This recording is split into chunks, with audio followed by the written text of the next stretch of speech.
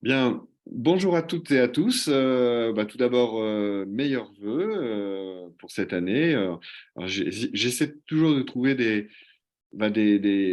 éléments différents. Alors, j'espère que cette année sera captivante.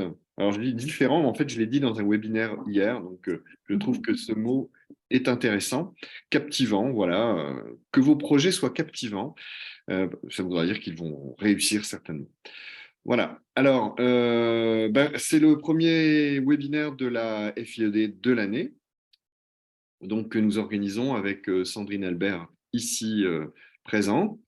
Donc moi, je suis secrétaire général de la FIED, la Fédération interuniversitaire de l'enseignement à distance, mais ceux qui sont habitués des webinaires commencent à le savoir. Donc nous organisons des webinaires, nous essayons de le faire une fois par mois. Là, il va y avoir une petite rupture en février peut-être, certainement, mais sur des thématiques proches, enfin non, pas proches, liées à l'enseignement à distance, qu'on peut appeler comme ça EAD, voilà, ou FAD ou FADEL. Enfin, il y a un tas de termes possibles pour désigner l'enseignement à distance. Voilà, donc sur des thématiques qui sont des préoccupations en fait que nous pouvons avoir dans nos différentes activités.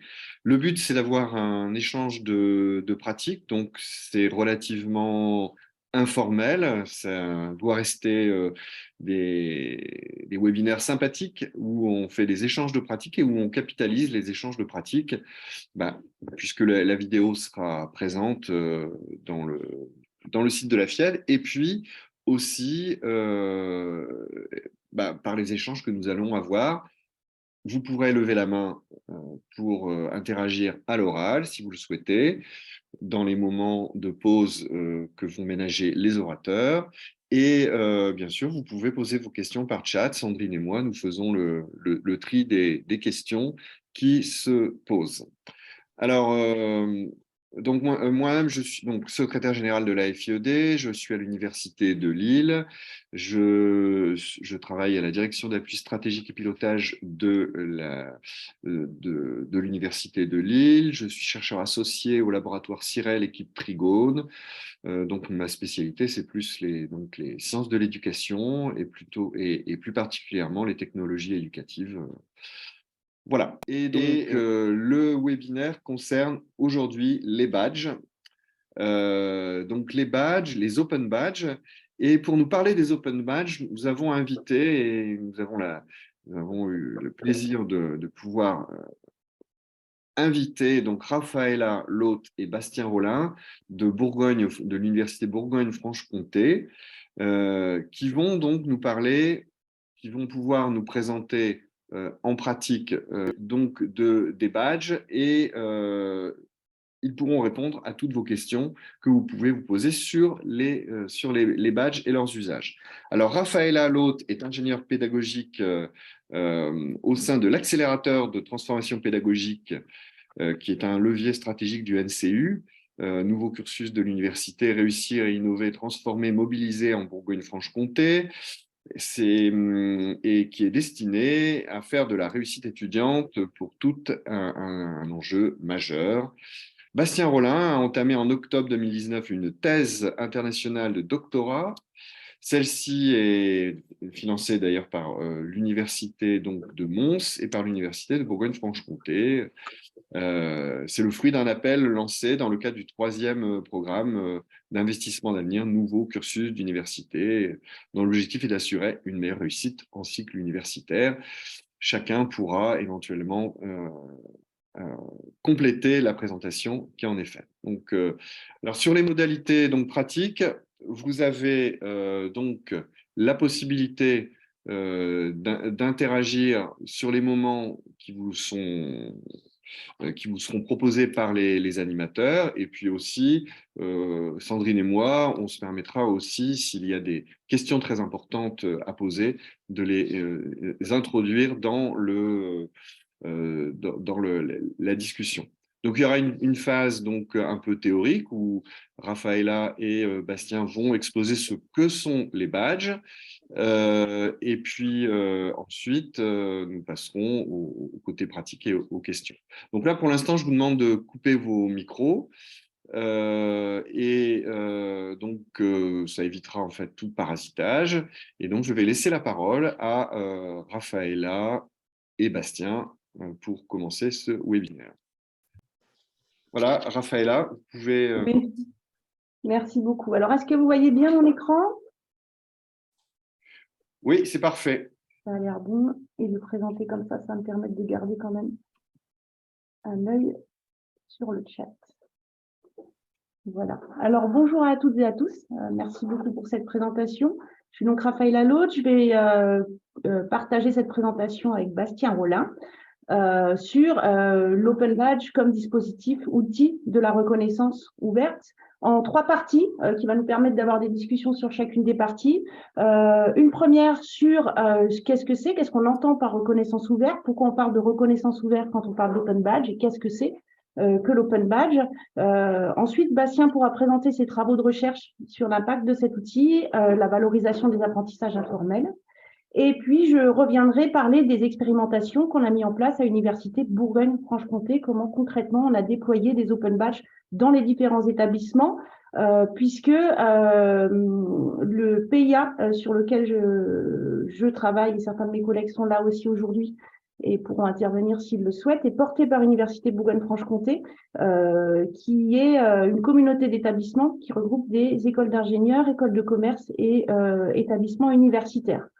Donc, il y a une transversalité dans les besoins d'utilisation et une disparité aussi et plusieurs types de dispositifs qui ont pu être déployés. On va commencer par un petit clap d'accueil. Voilà, et je vais vous demander de vous connecter avec le code OBFIED, OBFIED. Voilà.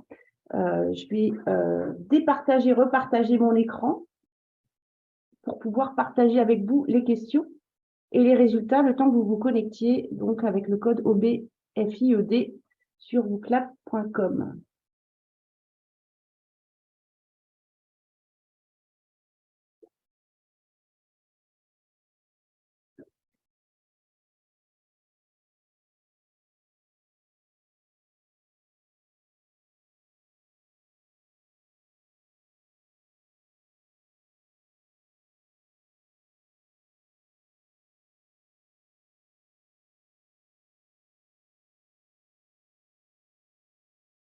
On a déjà presque une trentaine de personnes dessus. Je vais afficher la première question.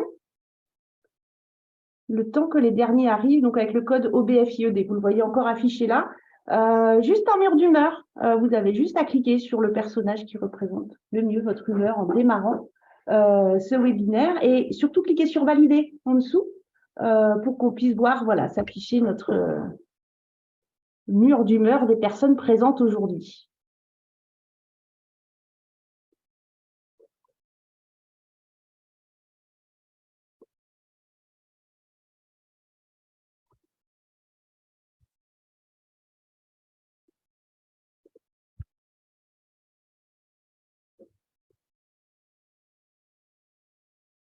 Donc, je vois plutôt plus de positif que de fatigue. Alors, on commence à voir plus rien. Ça dépend du nombre de personnes qu'on est, mais oui, voilà, c'est juste pour qu'on puisse démarrer en se questionnant sur comment on se sent en démarrant ce webinaire. Et donc, on va ensuite, je vais vous poser et vous demander de répondre à cette question. Pour voir un petit peu l'état des lieux de votre connaissance sur les Open Badge, votre niveau de connaissance de l'Open Badge. Est-ce que vous venez par curiosité parce que vous ne voyez pas du tout ce que c'est? Est-ce que vous en avez juste entendu parler, donc vous êtes intéressé pour en savoir plus? Est-ce que vous avez déjà eu l'occasion de recevoir un Open Badge, donc plutôt du côté bénéficiaire, ou est-ce que vous êtes plutôt du côté acteur? Vous en bénéficiez, mais aussi vous participez à des dispositifs de déploiement au sein de votre institution ou expert, ça n'a plus de secret pour vous et vous venez du coup partager votre expérience, ce qui peut être le cas pour certains. Donc on a une majorité quand même de personnes qui en ont entendu parler et qui peut-être du coup viennent chercher des informations sur ce que c'est et comment. Et puis des personnes, oui, qui ont déjà soit reçu des badges ou soit déployé des dispositifs d'Open Badge. Je vais laisser les derniers répondre. Donc, n'hésitez pas à parler de votre expérience pendant les différents échanges qu'on va avoir. Voilà, pour qu'on puisse bénéficier aussi de cette expérience. Le déploiement de dispositifs d'Open Badge repose beaucoup sur les échanges et le partage, et nous, on s'appuie beaucoup sur ce qui est fait, ce qui a été fait, et on appuie beaucoup de nouvelles institutions qui souhaitent le déployer. Donc, vous n'hésiterez pas à prendre la parole. Et pour finir, en un mot, pour vous, l'Open Badge, qu'est-ce que c'est? Vous pourrez liker les réponses des autres pour éviter de réécrire des choses qui ont été faites. Mais si voilà, vous deviez en un mot ou plusieurs fois un mot, mais en respectant cette règle du mot, ça nous permettra d'avoir un joli nuage de mots, une opportunité. Alors, de la reconnaissance, oui, on va en parler. On ne peut pas parler de badge sans parler reconnaissance, effectivement. Fierté, bonus. Donc, on voit apparaître des termes comme la valorisation. Alors, il y a le certificat, effectivement, certains s'en servent en micro-certification. J'ai un quelqu'un, je vais essayer de... Alors oui, qui est invisible et rendre visible l'invisible, valoriser. On a déjà un beau mur de mots.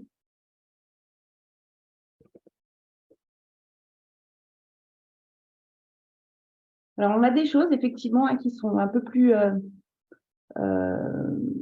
pas négatives, en tout cas qui le comparent, et on l'entend très souvent, la comparaison avec le gadget, en fait. Et du coup, le questionnement sur quelle est l'utilité de l'Open Badge dans le cadre des dispositifs de reconnaissance. Et puis, le lien avec l'approche par compétences. Effectivement, l'insertion professionnelle, comment cet outil peut permettre de valoriser et de rendre visible des compétences, des expériences qui peuvent être utiles dans l'insertion professionnelle ou accompagner les diplômes dans l'insertion, s'intégrer à un CV et la formation tout au long de la vie, on en parlera effectivement. Eh ben, merci beaucoup pour cette participation à ce book-là auquel on reviendra en fin de webinaire, et je vais maintenant arrêter le partage pour vous repartager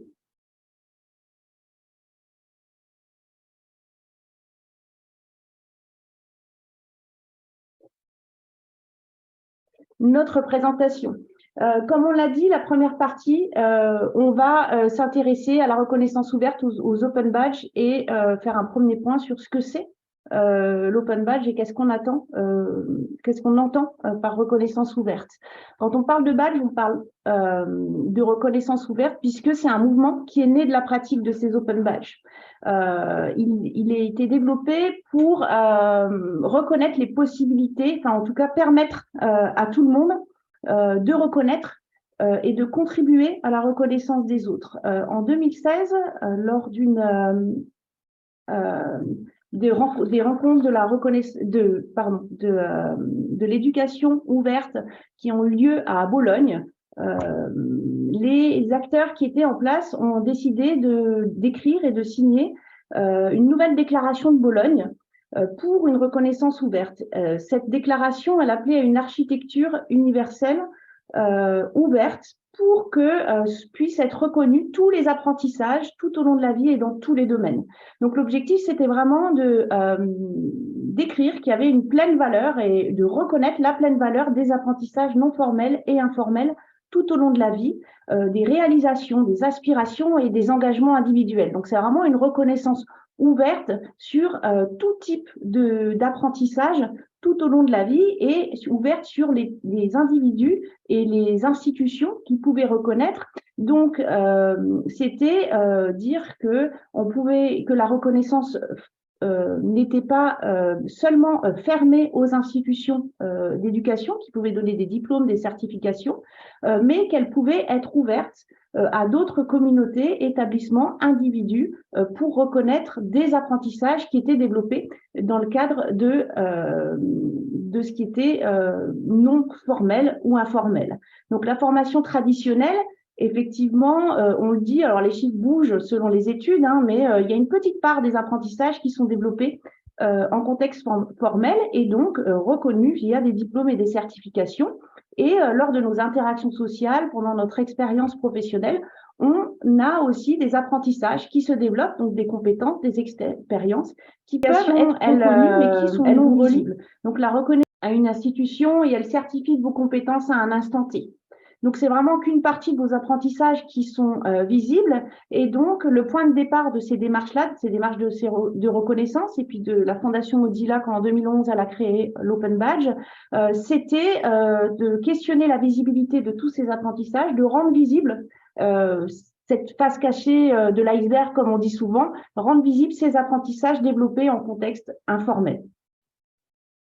Et donc, on en arrive à l'Open Badge. L'Open Badge, il repose sur un standard ouvert qui a été créé par la Fondation Mozilla, je l'ai dit en 2011, Mozilla et MacArthur, avec cette idée de créer un outil pour permettre la reconnaissance des apprentissages informels, des savoirs, des réalisations, des compétences tout au long de la vie, ou voire des valeurs des individus. Donc, d'un point de vue technique, c'est vraiment une image numérique, comme une image que vous auriez sur une photo prise avec un appareil numérique qui va contenir des métadonnées.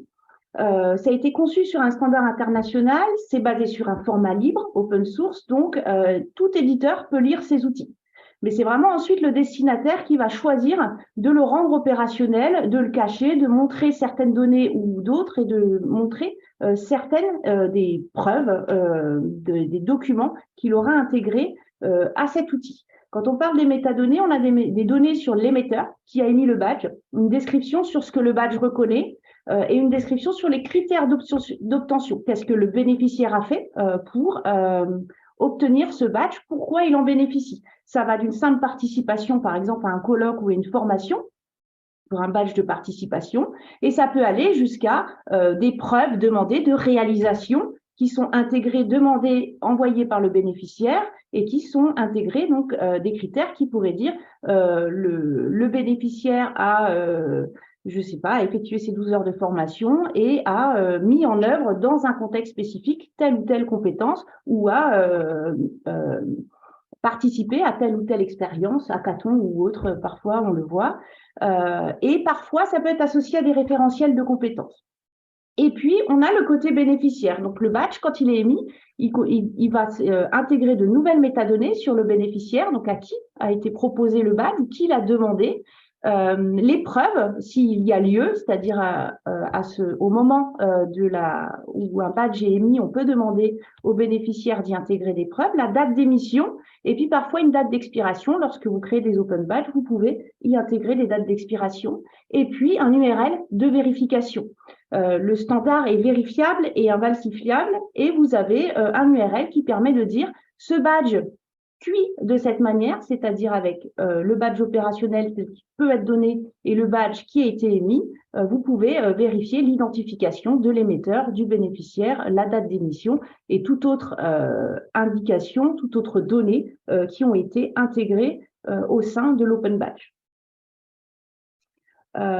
Donc, on l'a dit, vous l'avez vu, hein, je le disais juste avant, les open badges, ça peut reconnaître des participations, ça peut reconnaître une expérience, ça peut reconnaître des compétences techniques ou soft skills, ça peut reconnaître des valeurs ou une communauté. Et dans le cadre de la reconnaissance ouverte, l'open badge n'est pas la reconnaissance ouverte. Donc, c'est vraiment important de voir ça comme un outil au service de cette reconnaissance. Il y a une philosophie ou en tout cas une idée derrière qui est celle de l'ouverture, de la possibilité d'être reconnu et de reconnaître. Ils permettent de rendre visibles et actionnables des apprentissages et reconnaissances. Actionnables pourquoi? Puisque l'individu, une fois qu'il va avoir son open badge, il a une ouverture sur l'utilisation qu'il va en faire. Il peut continuer à le documenter tout au long de sa vie d'apprenant et donc de le nourrir. Il peut le faire endosser, c'est-à-dire qu'une tierce personne peut reconnaître aussi à telle personne la mise en œuvre de telle ou telle compétence lorsqu'on parle de badge de compétences. Il est donc ouvert pour l'utilisateur, ouvert par son standard, on l'a vu, c'est un format libre, donc interopérable, et il est ouvert par sa capacité à connecter les acteurs, c'est-à-dire qu'il ouvre les différentes sphères, il les connecte entre eux, et donc il rend visible et rapproche des individus et des communautés, et ou des communautés elles-mêmes. Et parmi toutes ces spécificités, et il y en a plein d'autres, mais en tout cas, c'est celles sur lesquelles on s'est mis, celles auxquelles on s'est intéressé. Lorsqu'on a travaillé, nous, sur le projet, concrètement sur le projet Rythme BFC, à la reconnaissance et au dispositif de reconnaissance, lorsqu'on s'y est intéressé, ça a commencé en 2019. Il faut savoir qu'un des leviers du NCU sur lequel on travaille est le développement de parcours différenciés ouverts sur la société, donc la possibilité de personnalisation des parcours. Dans ce cadre-là, on développe des unités d'enseignement transversales proposées à tout étudiant de sa première année à sa cinquième année, des unités d'enseignement, d'engagement dans des projets culturels, d'engagement dans des associations, des unités d'enseignement concernant la communication scientifique, tout ce qui pourrait être ouvert et ouvrir leur parcours. La reconnaissance institutionnelle, elle se fait par des ECTS et autres, et elle se fait à un instant T. Donc, elle reconnaît à un instant T le fait d'avoir passé 6 mois à être engagé dans une association, par exemple. Et nous a été posée la question par le comité de pilotage de rythme assez rapidement et par des associations cette reconnaissance, c'est vraiment intéressant. Par contre, de quelle manière on pourrait réfléchir et quels sont les outils qui pourraient permettre de reconnaître dans la durée l'engagement des étudiants. Et l'engagement des étudiants était donc reconnu à un instant T, mais pas dans la durée. Dans ce cadre-là, on a réfléchi aux dispositifs qui existaient et on s'est intéressé aux open badges. On y est très vite arrivé. Pourquoi? Puisqu'il y avait une diversité de sphères de reconnaissance qui était possible. Et donc, on ne s'arrêtait pas à la reconnaissance des engagements, mais on pourrait aussi permettre de rendre visible ce qui n'était pas encore visible sur des compétences techniques transversales, sur des parcours, sur la possibilité de reconnaître des engagements comme l'apprentissage entre pairs, au-delà de l'engagement dans des associations, de l'engagement dans des projets. Lorsque, par exemple, un enseignant me propose de participer à un hackathon, ça ne se voit pas dans le diplôme, c'est pas visible, pourtant je le fais au sein de l'université. Donc, on avait la possibilité d'avoir un outil qui permettait de compléter le diplôme et via des expériences au sein de l'université, de l'établissement ou en dehors, en extracurriculaire. Avec 4 points spécifiques qui nous semblaient très importants. C'était le fait que ce soit un outil d'apprentissage tout au long de la vie, tout au long de mon parcours d'apprenant, je peux l'actionner. L'apprenant, il devenait acteur de son parcours. Je peux décider de demander ou non un badge. Quand je le reçois, je peux décider de l'intégrer à ce qu'on appelle un sac à badge et je peux le diffuser partiellement ou en totalité. Ça reliait les acteurs et les sphères d'apprentissage et ça nous permettait de partager un outil avec le monde socio-économique. Et puis, l'interopérabilité et la transférabilité étaient très importantes pour nous puisqu'on était en interétablissement, puisqu'effectivement, sur des reconnaissances, vous pourriez me parler de supplément au diplôme, de portfolio ou autre. Chaque établissement, on s'est rendu compte, avait des dispositifs de reconnaissance différents. Et donc, on a trouvé via l'Open Badge un dispositif complémentaire qui permettait d'être transférable et transversal aux différents établissements et de pouvoir être utilisé par un étudiant, par un apprenant, qu'il passe d'un établissement à un autre, voire même après sa vie au sein de l'établissement ou s'il changeait d'établissement d'enseignement supérieur dans une autre région.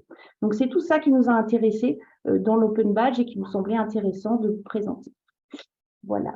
Est-ce que à ce stade-là, sur l'Open Badge, vous avez des questions, des interrogations? Alors, gardez mon sang-froid sur Zoom, il pourrait exister. On pourra en parler, on en parlera après sur les différents badges qui existent, puisque vous pouvez vous-même. Alors, ce qui est intéressant dans cet outil, quand on parle d'ouverture sur les différentes sphères et la possibilité de tous de reconnaître et d'être reconnu. Aujourd'hui, une personne qui voudrait rendre visible un engagement particulier, ou même le fait pendant les week-ends d'entraîner une équipe de foot pour essayer de démontrer en plus de son diplôme ses capacités à fédérer une équipe par exemple, ou réparer les vélos ou faire de la biodynamie, une personne peut se créer un badge et demander à ses pairs de l'endosser, c'est-à-dire de parler de cette expérience pour lui donner de la valeur et pour pouvoir rendre visible une expérience qui n'est pas reconnue de manière formelle. Bastien va prendre la parole, parler des métabadges. Alors, on va pouvoir en parler et je pense que vous le comprendrez mieux peut-être après la présentation de Bastien. Très rapidement, quand vous créez des parcours de badge, et c'est intéressant, c'est-à-dire que les diplômes et les certifications sont toujours sur une finalité, c'est-à-dire la fin de quelque chose. Après avoir effectué ses temps d'heures de formation et présenté son mémoire, j'obtiens ma certification. L'Open Badge peut aussi avoir une visée sur le futur, c'est-à-dire proposer à quelqu'un d'avoir un badge ou alors quelqu'un qui se donne un objectif peut avoir un badge qu'il va nourrir au fur et à mesure de son parcours. Et lors de parcours, vous pouvez très bien créer des badges sur des briques élémentaires sur telle compétence, le fait d'avoir participé. Alors imaginons le fait d'avoir participé à un colloque, d'avoir développé telle ou telle compétence et autres. Un méta-badge, c'est un badge qui va se débloquer quand on a obtenu tel et tel badge. Vous avez des parcours et par exemple sur le site Open Badge Info, vous avez un parcours de découverte des Open Badges où vous obtenez des badges sur le j'ai découvert, j'ai exploré, j'ai endossé quelqu'un. Et puis au fur et à mesure, une fois que vous avez ces trois-là, automatiquement, vous allez recevoir un mail qui vous dit bah, vous avez obtenu le méta badge puisque vous avez atteint ces différentes étapes. Ce méta badge va contenir les différents badges élémentaires qui le complètent. Donc, c'est vraiment une imbrication de différents badges qui vous permettent d'obtenir ce qu'on appelle un méta badge et qui peut aussi être développé beaucoup au sein de parcours pour permettre à une personne de se dire voilà, j'ai atteint l'objectif du parcours et je suis passé par toutes les étapes. Vous voyez hein, un badge qui est opérationnel d'un côté et ce que vous pouvez trouver dans un badge et le badge qui est émis. Et puis ensuite, ce qui nous a intéressé dans les open badges, 2 slides après, qui est les 4 vraiment spécificités du badge qui nous ont intéressés et qui nous semblaient importantes. Et ce pourquoi on a choisi cet outil pour reconnaître des développements de compétences informelles, non formelles et notamment transversales au sein de l'Université Bourgogne-Franche-Comté. Voilà. Pour que tout le monde comprenne, Open Badge, c'est Open Badge Factory, hein, donc c'est un abonnement que vous avez pris.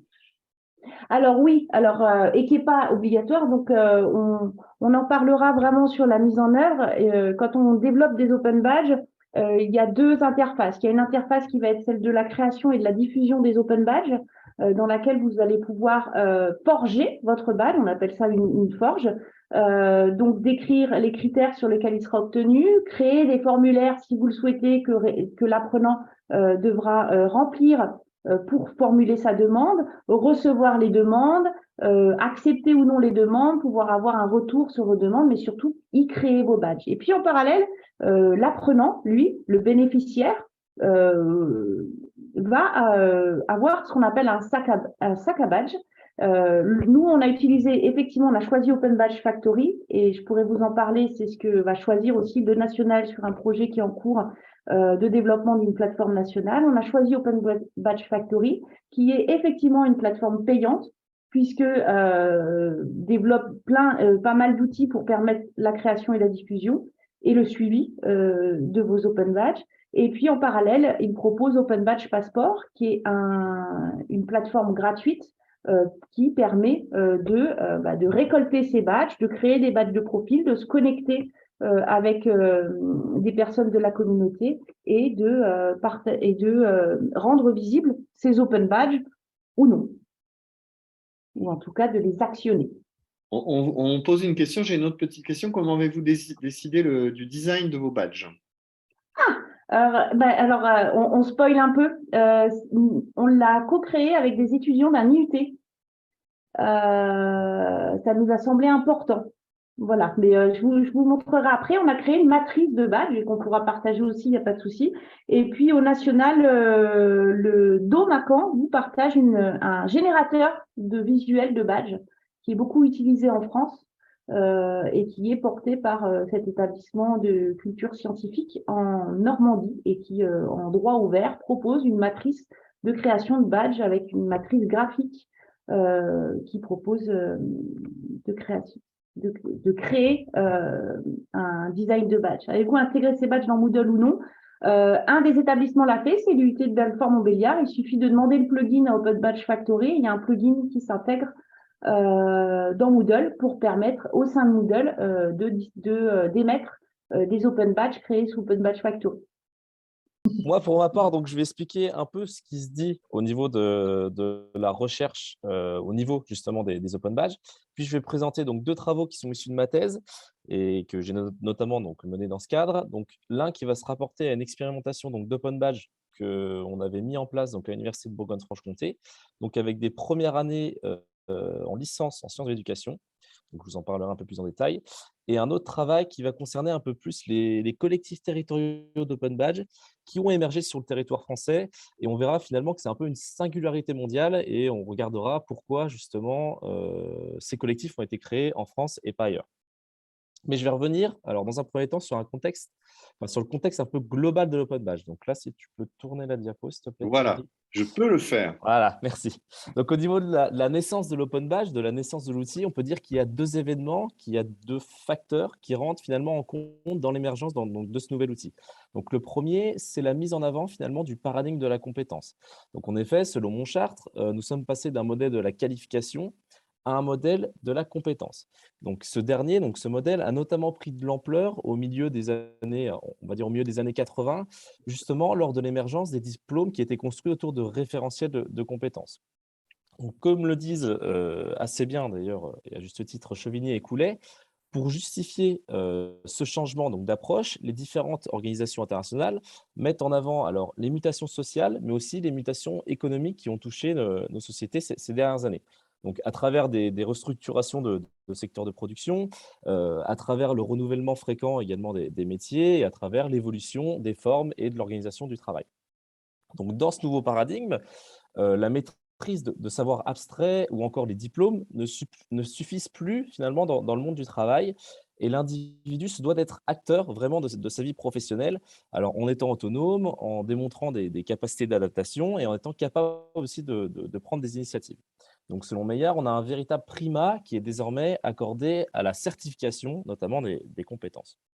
Dans le même temps, ce qu'on peut voir, c'est qu'il y a un fort accent qui est désormais mis sur les compétences dites non académiques.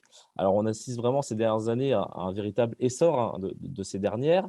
Et si l'intérêt justement de ces compétences non académiques est bien réel, c'est une notion qui est difficile à appréhender. Alors, on le voit notamment à travers les différents termes qui sont utilisés justement pour parler des compétences non académiques dans la littérature. Donc, on parle de compétences non académiques, on parle de soft skills, on parle de compétences comportementales parfois, on parle de compétences génériques, on parle même parfois de traits de personnalité. Donc, on a tout un tas de termes pour finalement définir parfois la même chose. Donc, c'est un peu compliqué. Donc, on imagine bien que si ces compétences finalement sont difficiles à appréhender et à définir, elles sont d'autant plus difficiles à mesurer ou encore à certifier. Mais, et malgré ça, et comme dirait Marie Durubella, excusez-moi, ce halo, ce flou autour de cette notion de compétences non académiques, on ne peut pas occulter les enjeux organisationnels et sociétaux qui se cachent justement derrière les compétences non académiques. Donc, c'est dans ce contexte de reconnaissance, mais aussi de validation de compétences, que des formes alternatives finalement de certification ont pris de plus en plus d'ampleur. On a un discours qui est important dans le monde de l'open badge, je pense, c'est celui d'Eva Baker en 2007 dans l'American Research Association qui suggérait déjà la nécessité de développer des formes alternatives de certification et de reconnaissance et elle justifiait justement cela notamment à travers les badges. Donc c'est pourquoi dans le monde de la recherche, enfin c'est pourquoi en tout cas le monde de la recherche s'est alors intéressé progressivement aux badges numériques, estimant que ces derniers finalement pourraient représenter un soutien à la certification traditionnelle mais aussi un moyen de reconnaître les compétences non académiques qui passent généralement sous le radar des diplômes traditionnels. Donc là, on va changer de slide et je vais vous présenter un peu la littérature spécifique des Open Badges. Donc Thierry, est-ce que tu peux changer s'il te plaît?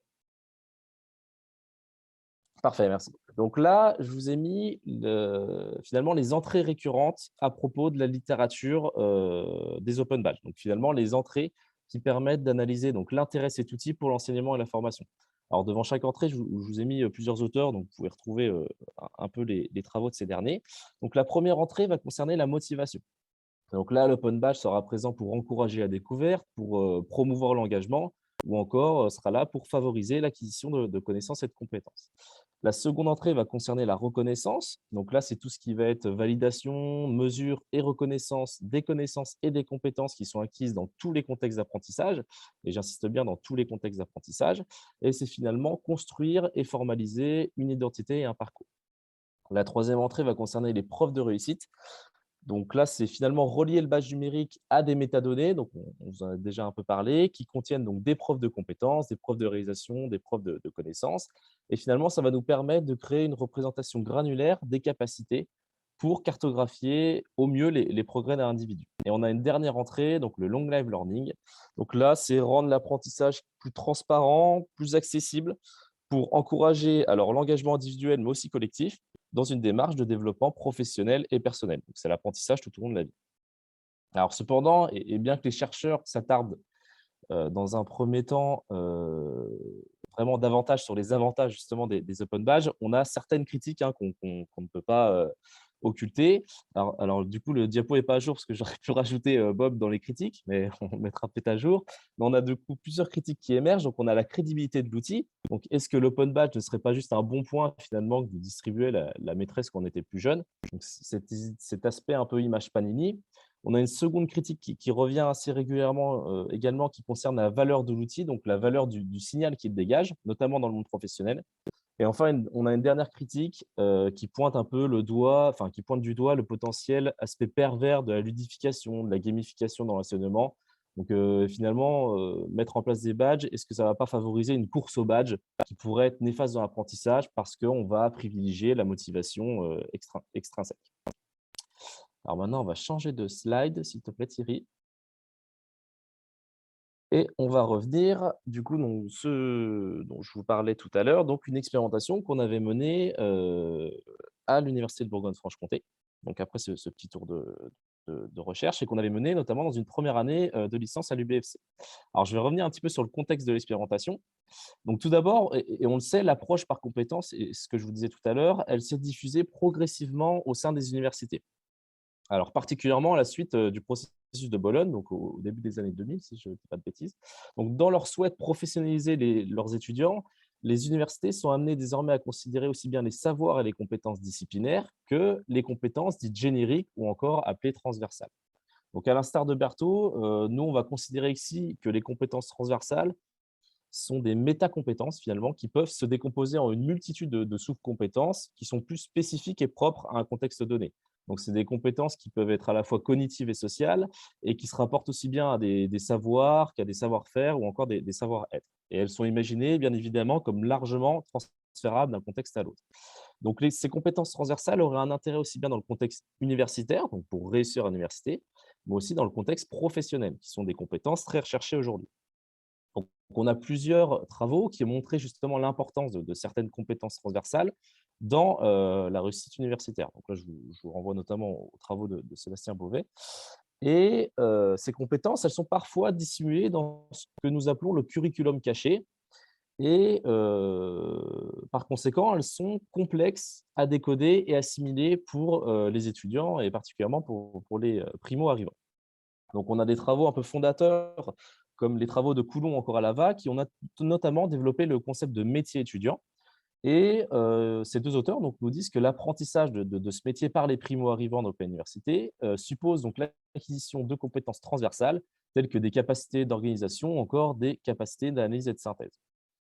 Cependant, c'est ce que je vous disais tout à l'heure, ces compétences transversales, elles sont difficiles à caractériser et donc elles sont d'autant plus difficiles à les faire acquérir, mais également à les évaluer et donc de les reconnaître de facto.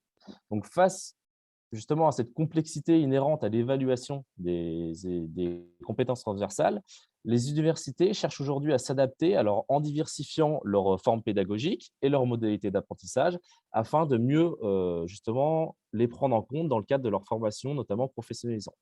Et ainsi, l'une des solutions qui est préconisée ces dernières années pourrait être justement le recours aux open badges. Donc maintenant, je vais vous présenter un peu le dispositif. Donc, dans la prochaine slide, merci. Donc, en 2020-2021, donc pleine année Covid, on a mené une expérimentation donc, au sein d'une formation du BFC. Donc, c'était une première année en sciences de l'éducation de licence, donc, dans le cadre justement d'un dispositif d'aide à la réussite. Donc, l'objectif de l'expérimentation, c'était vraiment d'évaluer, de reconnaître, mais également de promouvoir alors, l'acquisition de certaines compétences transversales qui étaient jugées essentielles dans la réussite étudiante. Donc, à cet égard, et devant les contraintes qui étaient imposées également par le contexte sanitaire qui était lié à la crise de la Covid, on souhaitait proposer aux étudiants un dispositif dont le déroulement finalement ne pourrait être affecté par certaines mesures gouvernementales. Donc, par exemple, on sait qu'on était passé à l'enseignement à distance, donc nous, on voulait pas quelque chose en présentiel, par exemple, parce qu'on était vraiment dans le flou à l'époque. Et dans le même temps, ce qu'on voulait, c'était proposer aux étudiants alors un moyen d'apprentissage flexible, mais surtout adaptable à leurs besoins. C'est-à-dire que le dispositif n'était pas du tout obligatoire. Ils pouvaient faire vraiment ce qu'ils voulaient au sein du dispositif. Donc l'objectif, ce n'était pas de contraindre les étudiants justement à suivre l'ensemble du dispositif s'ils ne le jugeaient pas nécessaire.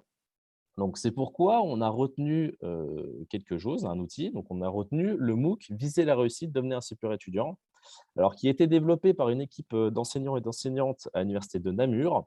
Et c'est une équipe qui bénéficiait vraiment d'une expérience sur le sujet. Il y a des figures reconnues comme Myriel Loire ou encore Marc Romainville, donc qui sont un peu des personnes très importantes, en tout cas sur le terme de la réussite étudiante, la réussite universitaire.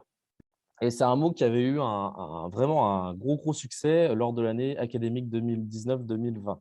Donc, c'est un cours en ligne, donc un MOOC qui propose aux apprenants alors, différents modules afin de les aider à développer ou à perfectionner leur méthode d'étude pour qu'elle soit plus efficace et adaptée donc, dans une formation dispensée dans l'enseignement supérieur. Donc, lors du second semestre, nos étudiants ont donc eu le choix de suivre ces différents modules ou non, hein, encore une fois, ce n'était pas obligatoire, et de les réaliser dans l'ordre qu'ils souhaitaient et sans contrainte temporelle.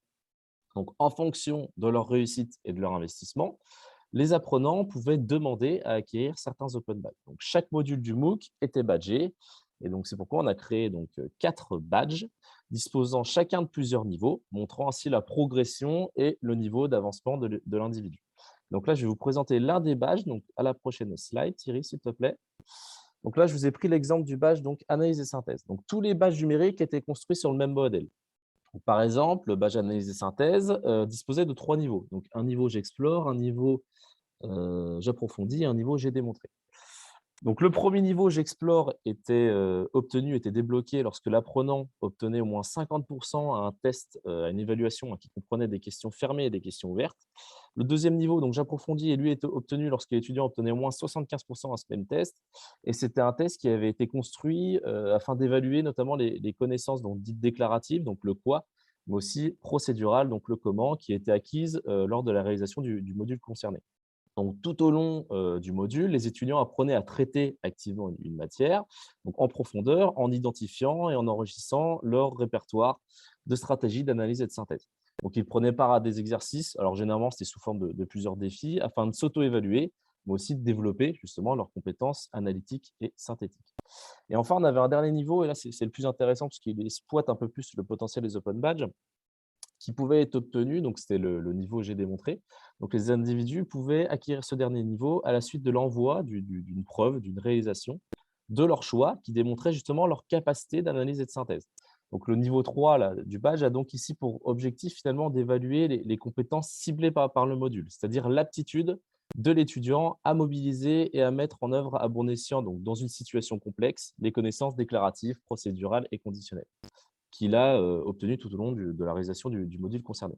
Donc là, il faut bien comprendre que l'étudiant disposait d'une liberté totale quant à la forme et à la nature des preuves qu'il souhaitait partager. C'est-à-dire qu'il pouvait m'envoyer une photo, il pouvait m'envoyer une vidéo, il pouvait m'envoyer un fichier Word, etc. Et c'était vraiment, il pouvait traiter activement une matière ou un texte, enfin vraiment celui qu'il voulait.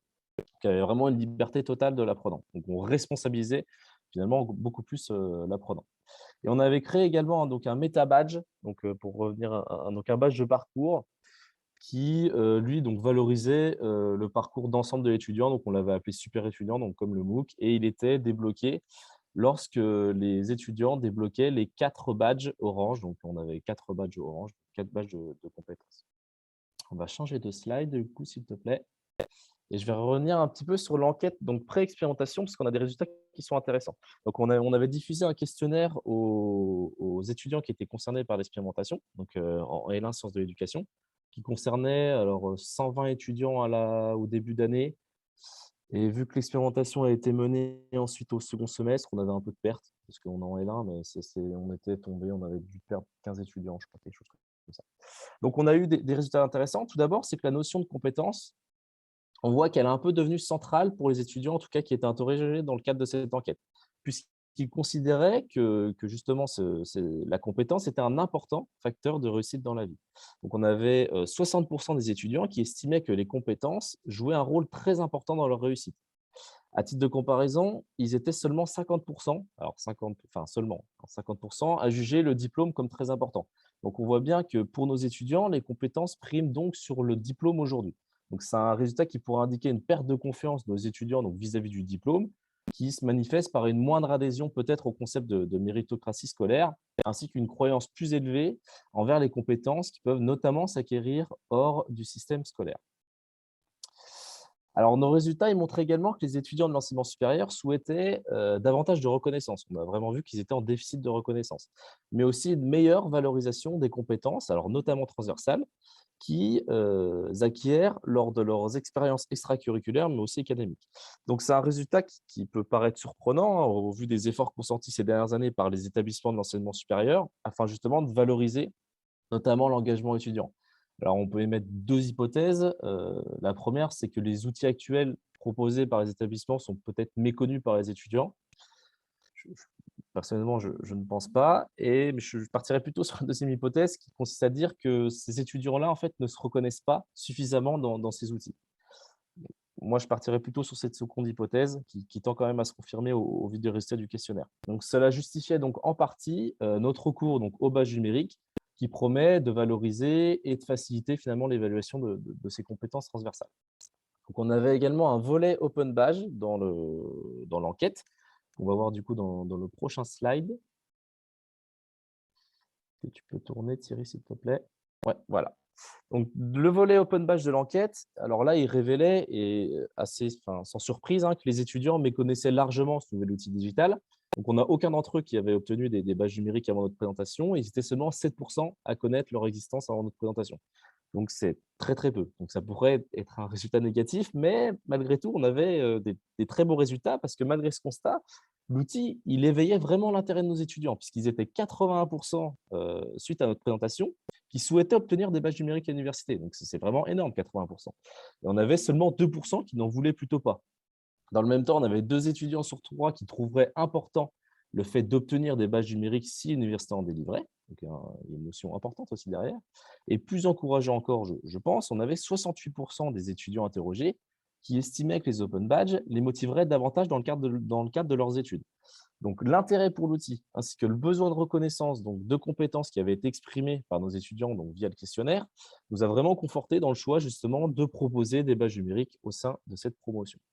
Donc, au niveau des résultats de l'expérimentation, donc là, on va le voir sur la prochaine slide, parfait. Donc, l'ouverture du MOOC, alors viser la réussite, donc devenir un super étudiant, que vous pouvez retrouver hein, sur FunMOOC d'ailleurs, a eu lieu donc, au cours du second semestre. Donc, la participation à l'expérimentation, elle a été jugée plus que satisfaisante, puisqu'on avait un peu plus de 40% des étudiants qui ont participé. Encore une fois, c'était facultatif, donc 40% sur un module facultatif, ce n'est pas négligeable. Et surtout, parmi les étudiants qui n'avaient pas pu participer, on avait plus de 7 étudiants sur 10 qui invoquaient un manque de temps plutôt qu'un désintérêt pour le dispositif. Alors, il faut savoir que la période était très compliquée pour nos étudiants qui jonglaient donc entre leurs stages dans des écoles primaires et dans des écoles primaires, ouais, et leur dossier à rendre, parce que le MOOC avait pris un peu de retard parce qu'il y avait eu des problèmes de financement, donc il avait été lancé en mars, et mars, c'est vraiment une période très compliquée justement pour les L1 sans éducation. Donc, ce qu'on peut dire, c'est que les étudiants, ils ont apprécié, en tout cas, leur première expérience avec les badges numériques, puisqu'ils sont plus de 70% à se dire satisfaits du dispositif. Et on a également donc presque 75% des étudiants qui ont obtenu donc au moins un badge numérique, qui souhaiteraient avoir la possibilité d'acquérir à l'avenir d'autres badges numériques au sein de l'université. Alors, ils expriment notamment leur souhait de voir donc à l'avenir d'autres types de badges numériques. Donc, notre enquête, elle révèle, alors, ils veulent également des nouvelles compétences, mais ils désirent également que l'université reconnaisse aussi leur investissement ainsi que leur engagement donc, au sein de leur formation, pardon, mais également en dehors de celle-ci, et notamment dans le contexte associatif. Donc, ça, c'est très intéressant. Et également, interrogé à ce sujet, donc, on avait presque 75% des détenteurs de badges numériques qui ont déclaré souhaiter faire apparaître leur badge numérique sur leur CV, Donc là, on voit que les étudiants qui avaient obtenu des badges numériques considèrent un peu cet outil digital comme un signal positif envoyé notamment aux recruteurs. Alors, sur la prochaine slide, on va voir un peu l'intérêt de l'expérimentation. Et l'un des intérêts de l'expérimentation, c'était d'apporter justement un éclairage sur l'importance ou non de certaines caractéristiques individuelles qui pouvaient influencer l'engagement des étudiants dans un dispositif qui proposait les open badges. Donc là, nos résultats ils permettent de dégager plusieurs choses intéressantes. Donc déjà, ce qu'on a pu constater, c'est que ce sont les étudiants avec les performances académiques les plus élevées qui ont participé au dispositif d'aide à la réussite. Donc finalement, on voit bien que c'est la reconnaissance via les open badges qui a séduit les étudiants, plus que l'aide à la réussite qui est apportée par le MOOC. Donc ça, c'est déjà un résultat intéressant. Dans le même temps, ce sont les étudiants avec les meilleures compétences numériques qui sont davantage engagés que les autres. Donc là, ce n'est pas vraiment une surprise, honnêtement. L'open badge est un objet digital, le MOOC étant une ressource numérique également, donc on pouvait s'attendre à ce résultat. Donc, on peut également se poser peut-être la question de l'équité, notamment à travers ce résultat, parce qu'on sait que l'appropriation des ressources numériques nécessite donc des compétences qui sont inégalement réparties entre les groupes sociaux. Donc là, je vous renvoie à la thèse notamment d'Éléonore Brion en 2018. Et donc, on peut se questionner sur l'équité d'un tel outil digital qui pourrait maintenir les inégalités entre les groupes sociaux et renforcer finalement le phénomène de fracture numérique qu'on observe depuis quelques années. Mais encore une fois, le support d'apprentissage en ligne, donc le MOOC, qui a été retenu dans le cadre de cette expérimentation, elle a forcément joué un rôle dans la relation entre les compétences numériques et le choix de participer à l'étude. Donc, ça sera intéressant de tester cette hypothèse dans d'autres contextes d'apprentissage, notamment dans un cadre plus traditionnel, donc en dehors de la situation sanitaire rencontrée en 2020-2021. Alors également, ce qu'on peut voir, c'est que nos résultats montrent un lien significatif entre la participation au dispositif et la motivation intrinsèque des individus dans le cadre de leur cursus. Donc, parfois associés finalement à la dimension extrinsèque de la motivation, les badges numériques ont pourtant séduit les étudiants qui étaient les plus motivés intrinsèquement dans leurs études. C'est un résultat intéressant. Dans le même temps, on trouve donc dans le groupe des étudiants qui a effectivement pris part à l'expérimentation une corrélation hautement significative et positive entre le nombre de badges obtenus d'un côté et la motivation intrinsèque des individus, ainsi qu'une corrélation négative hautement significative entre le nombre de badges obtenus et le niveau d'amotivation des étudiants. Donc souvent perçu comme une incitation qui est fondée sur le renforcement de la motivation extrinsèque, là, nos résultats ne vont pas du tout dans ce sens et remettent un peu en question la théorie des chasseurs de badges qui serait néfaste à l'apprentissage. Par contre, ce qu'on peut dire, c'est que notre expérimentation, elle ne permet pas de s'assurer que la collecte des badges a renforcé la motivation des étudiants dans leurs études. Ce n'est pas de toute façon l'objectif. Toutefois, ce qu'on peut dire, c'est que les étudiants nous ont confié le fait que les badges les avaient motivés à poursuivre et à s'engager dans le MOOC. Et là, je vais vous faire une petite conclusion sur la prochaine slide. Donc, petite conclusion sur cette partie. Donc, plus qu'une solution finalement miracle pour l'évaluation des compétences transversales, l'open badge, pour moi, devrait être plutôt considéré comme un catalyseur qui permet justement de réfléchir aux évaluations dites alternatives. Donc, par exemple, il pourrait soutenir des initiatives d'évaluation par les pairs ou encore des initiatives d'évaluation formative notamment. Donc, qui permet, entre autres, et ça c'est important, de placer l'individu vraiment au cœur du processus d'apprentissage, mais également au cœur du processus de l'évaluation, tout en explicitant plus clairement les critères de réussite. Alors, encore une fois, notre étude ne permet pas de dire que l'open badge a été efficace dans le processus d'apprentissage. Ce n'était pas l'objectif non plus. Pourtant, ce qu'on peut dire, c'est que les open badges ont motivé nos étudiants à s'investir dans le MOOC et que les étudiants s'en mettent vraiment friands de ce nouvel outil. Également, et là, c'est un point de vigilance, on peut se questionner sur l'équité d'un tel outil digital dans l'enseignement supérieur. En effet, on a vu que ce sont les étudiants les plus motivés et les plus performants qui se sont davantage appropriés l'outil. Est-ce qu'on aurait peut-être du coup un effet Mathieu? Donc, il reste un important travail afin de comprendre dans quelle situation d'apprentissage l'open badge pourrait être plus équitable. Parce que ce dernier, et je pense qu'on est tous d'accord, il ne doit pas devenir un outil d'évaluation et de reconnaissance qui aurait tendance à privilégier les privilégiés au sens de Bourdieu. Donc, à l'avenir, vraiment, la mise en place d'un dispositif de badge numérique doit vraiment s'accompagner d'une intention particulière à certains individus qui pourraient se sentir exclus de cette innovation digitale. Et enfin, alors là, c'est important, c'est une des limites de l'expérimentation, c'est il est nécessaire, je pense, de rappeler que nos résultats portent vraiment sur un contexte qui est relativement micro, alors que la reconnaissance et l'évaluation des compétences transversales se rattachent davantage à des enjeux macro. Donc, à l'avenir, il serait vraiment intéressant justement de regarder si les résultats de cette expérimentation peuvent s'appliquer à un contexte plus global. Donc, j'en ai fini pour cette petite partie. Donc, est-ce que vous avez peut-être des questions? Il y avait une sur cette question qui partait pas directement sur ce que tu viens de nous présenter, mais de Anne Pluquel qui demandait s'il existe des formations à l'ingénierie des badges. Et on n'avait pas répondu, elle a demandé ça tout à l'heure. Si je peux me permettre de répondre, Bastien. Alors, j'ai répondu dans le chat, je pense qu'on en parlera plus dans la troisième partie. Il existe, oui, des formations. Le fait est qu'il y a une communauté autour de la reconnaissance ouverte, et Bastien va en parler là, et qu'il y a beaucoup de ressources qui sont en ligne, des modules Moodle qui sont disponibles et intégrables dans vos Moodle pour accompagner à la prise en main qu'est-ce que l'Open Badge et comment je me sers d'un compte, comment j'ouvre un compte Open Badge Passport et comment je le mets en œuvre, comment je l'active, comment je l'intègre dans mon CV, ce type de formation. Et pour la mise en œuvre, c'est-à-dire pour l'assistance à la maîtrise d'œuvre, les collectifs peuvent aider, l'association nationale peut aider, mais aussi des organismes de formation proposent des accompagnements. Donc, effectivement, il en existe en ligne, pas en ligne, un accompagnement personnalisé et ou des formations plus globales et la mise à disposition d'outils et de ressources par l'Association nationale de reconnaissance qui s'appelle Reconnaître. Et je montrerai tout à l'heure concrètement comment on peut mettre ça en place et questionner le besoin. Et il me semble, si je ne dis pas de bêtises, il y a un MOOC également sur les Open Alors, Badge il y a le MOOC BA Badge qui a été développé par Canopé, donc c'est l'association Reconnaître qui l'a développé. Il a eu lieu en 2021 et je crois qu'il n'y a pas encore de report. Mais il est possible que FunMOOC repropose cette formation. Effectivement, tu as raison, Bastien. Moi, j'avais une question pour Bastien sur les étudiants qui demandent, en fait, qui souhaitent intégrer dans leur CV l'Open Badge. En fait, je pense que c'est avec les badges, en fait, s'il n'y a pas de finalité, en fait, il y a pas d'usage. Il y a pas d'usage. Je pense que se projeter dans une finalité pour le badge, ça rend. C'est vrai aussi pour les enseignants. Si les enseignants ne peuvent pas s'en servir dans leur vie pour des éléments de carrière, par exemple, mais pour tout individu, si on peut pas valoriser ce qu'on a fait, c'est très compliqué. Donc ça me paraît logique qu'ils le demandent, en fait.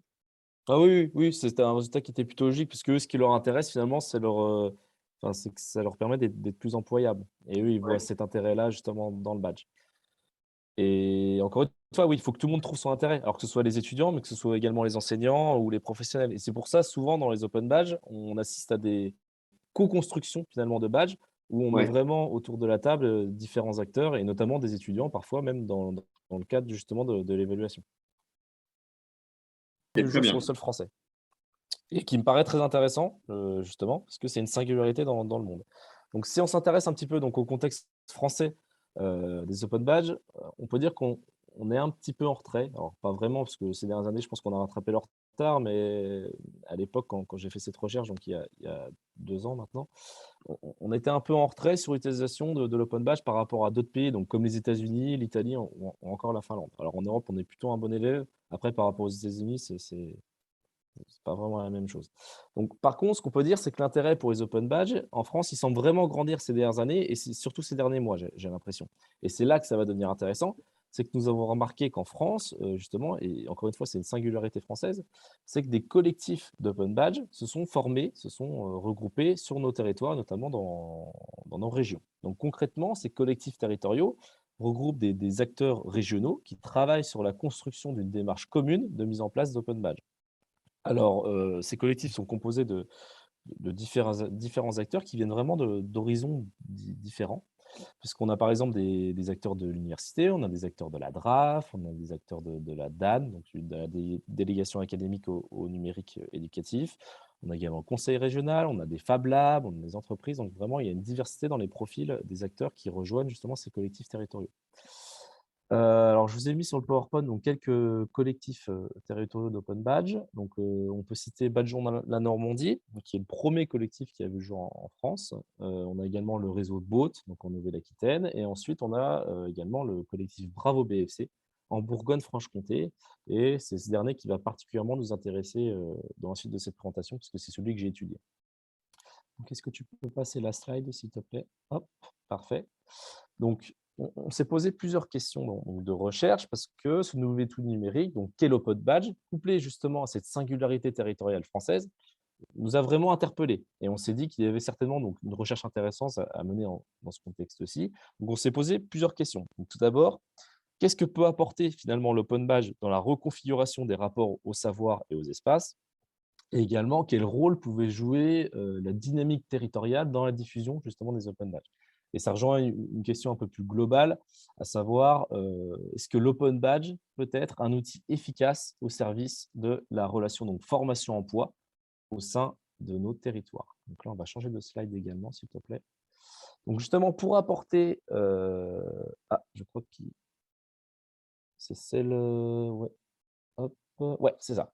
Donc, pour apporter justement des éléments de réponse donc, à ces questions, on a travaillé, nous, sur un matériau empirique qui était composé d'une vingtaine d'entretiens semi-directifs donc avec des acteurs du collectif Bravo BFC, donc, qui, je rappelle, est le collectif qui est basé en Bourgogne-Franche-Comté, et également sur l'observation donc, aux premières réunions de ce collectif qui se réunit via un webinaire mensuel. Donc, on a interrogé vraiment des acteurs issus du collectif et qui sont issus de la sphère éducative, avec par exemple des individus issus de l'éducation nationale ou encore de l'enseignement supérieur. On avait des individus, donc des acteurs qui étaient issus du monde associatif, notamment représentés par les Fab Labs.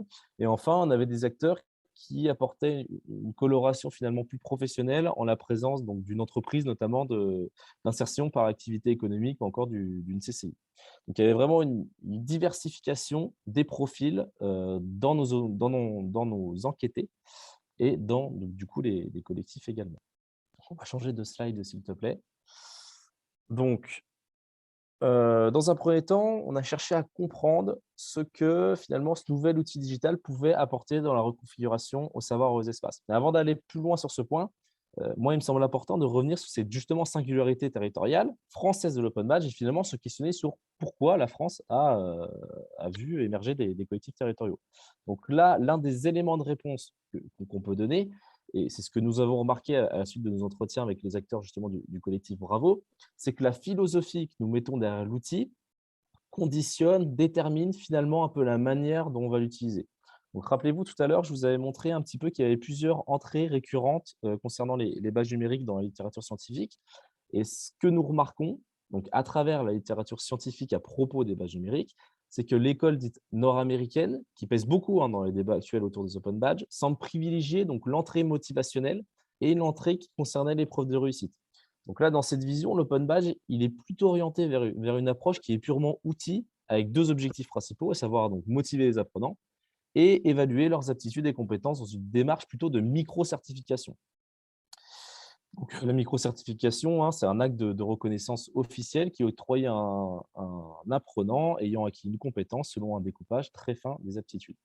Donc, notons quand même que l'un des rares articles francophones à propos des open badges, je peux vraiment les articles francophones sur les open badges, je peux les compter sur les doigts d'une seule main.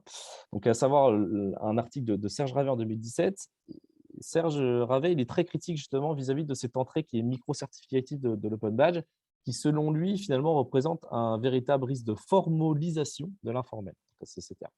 Donc, contrairement à l'école de pensée nord-américaine, les individus que nous avons interrogés dans le cadre de cette enquête, eux, ils ne semblent pas partager cette vision de l'open badge. En effet, nos acteurs privilégient davantage l'entrée de la reconnaissance et du long live learning. Donc, ces deux entrées sont revenues à chacun de nos entretiens, notamment à travers le concept de reconnaissance ouverte que nous avait présenté tout à l'heure Raphaël. Donc, je vous ai sélectionné deux extraits d'entretien pour illustrer cela. Donc, on a un individu qui nous dit: il y a une entrée très microcrédit, comme les États-Unis. Donc, c'est vrai que si tu rentres sur une entrée microcrédit, il n'y a pas forcément un grand intérêt à l'ouvrir à d'autres acteurs. Par contre, si tu as plutôt une approche reconnaissance ouverte et connecteur de besoins avec des compétences ou des talents, bah là, forcément, tu vois la notion d'écosystème au sens territoire du terme, quoi. On a également un autre acteur qui nous dit: Par contre, la philosophie derrière, de reconnaissance ouverte, de confiance et de réseau de confiance pour pouvoir se rendre compte de quoi on est capable, ou en tout cas de ce qu'on peut faire, et pouvoir rendre compte de ses réalisations, ça fonctionnera, ou en tout cas, ça perdurera.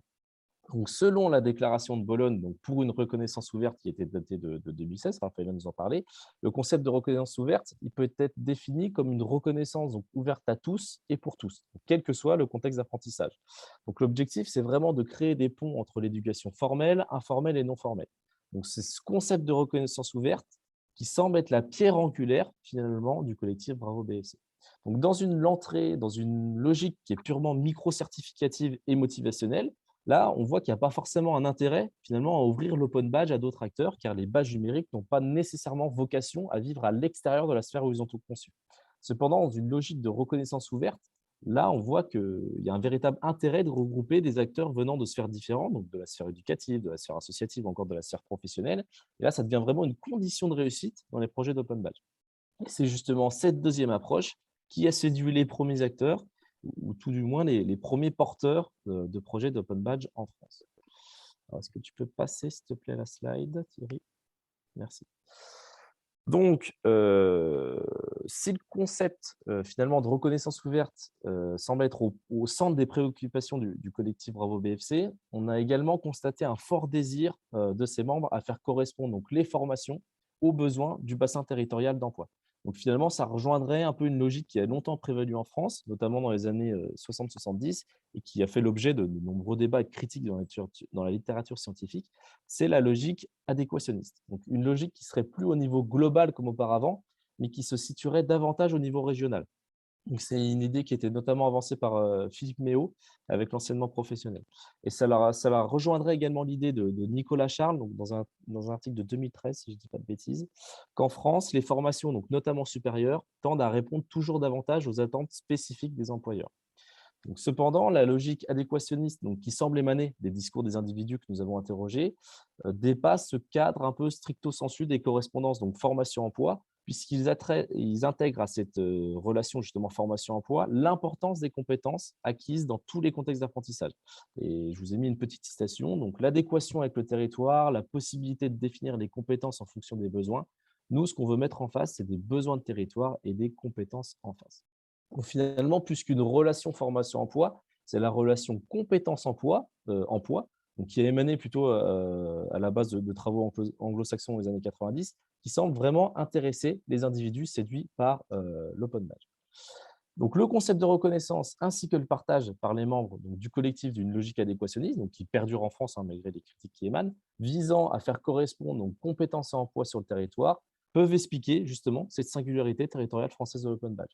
Donc, on peut parler, donc, tout comme Bell, dans un article de 2009 notamment, d'une relation emploi-formation-territoire avec les compétences donc, au centre de l'analyse.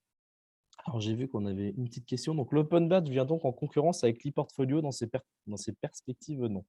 Alors, souvent, on compare donc, les open badges aux e-portfolios qu'on avait développés aux universités. Alors, moi, je vois une grande différence, c'est que l'e-portfolio, alors déjà, il n'a pas très, très bien marché.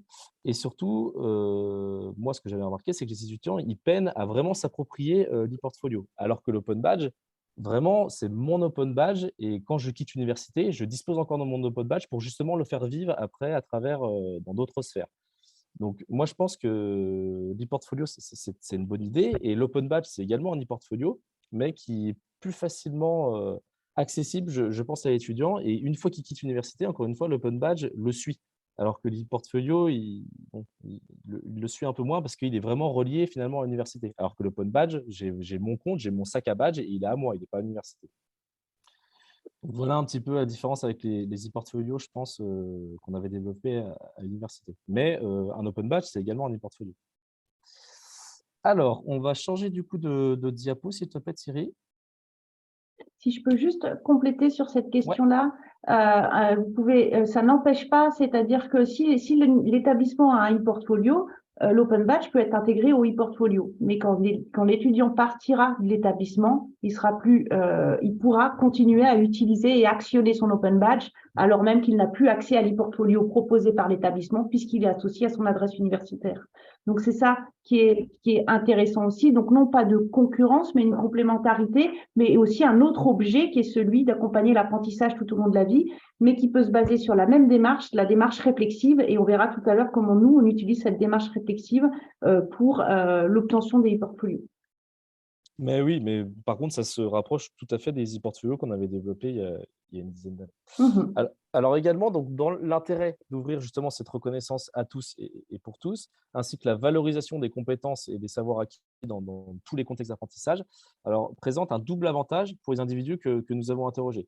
Donc le premier, c'est de redonner confiance à des individus qui pouvaient décrocher du système scolaire ou encore éloignés de l'emploi. Donc ça, c'est quelque chose d'important. Donc l'open badge, finalement, il permettrait de faire prendre conscience à ces individus qui disposent bel et bien de compétences et de leur faire parler de leurs compétences, ce qui est très important et ce qu'on fait finalement assez peu. Alors, c'est ce qui est demandé quand on fait finalement un entretien d'embauche. Cependant, on peut tout de même quand même se poser des questions quant à l'appropriation de cet outil digital par un tel public. En effet, et ce que je vous disais un peu tout à l'heure, les périodes de confinement nous ont permis je pense, le constater davantage, c'est qu'il y a vraiment une fracture numérique qui existe en France, alors tant au niveau des équipements que des compétences numériques. Donc, si ce phénomène peut toucher toutes les classes de la société, il semble quand même se renforcer dans les couches les plus défavorisées. Donc, on peut quand même s'interroger sur l'équité d'un tel outil digital comme l'open badge. Donc, il faut vraiment accompagner ces publics qui pourraient être défavorisés par rapport à d'autres. Donc également, plus qu'un outil de remise en confiance, l'open badge s'inscrit aussi dans une logique d'employabilité où l'individu est vraiment au centre et se doit d'être acteur de sa vie professionnelle. Donc, on va changer de slide, s'il te plaît, Thierry. Également, donc, on a un second avantage qui revenait souvent pour nos individus interrogés, c'est que l'open badge permet une reconnaissance finalement plus fine des compétences, et notamment des compétences non académiques, qui peuvent justement faciliter cette insertion professionnelle. Donc, si le cadre plus souple de l'open badge, alors notamment vis-à-vis du diplôme, peut en partie répondre à cette difficile mesure de ces compétences, on a une autre difficulté majeure qui va apparaître, c'est la question de la valeur de l'open badge auprès des tiers, et notamment de sa valeur dans la sphère professionnelle. Et donc, on va voir tout de suite que la dynamique finalement territoriale via ces collectifs territoriaux pourrait être une réponse finalement à cette question majeure, à ce défi majeur par rapport à la valeur de l'open badge. Donc là, on va changer à nouveau de slide, s'il te plaît. Et donc ça, c'est la deuxième question qu'on s'est posée et qui va concerner donc le rôle que peut jouer la dynamique territoriale justement dans la diffusion des open badges. Donc les individus que nous avons interrogés, donc eux, ils évoquent le collectif comme une source de motivation ou encore une source d'apprentissage, alors notamment par le partage ou encore par la présentation d'expériences de projets d'open badge. Également, le collectif il permet donc par son soutien aux expérimentations qui sont menées justement par ses membres, mais aussi par ses propres moyens de communication, de faciliter une phase moi, qui me paraît essentielle dans la diffusion d'une innovation, c'est son acculturation. Cependant, et même si on peut observer un intérêt qui est grandissant pour le badge numérique, c'est un outil qui reste encore un outil de niche, hein, on ne va pas se mentir, notamment dans la sphère professionnelle.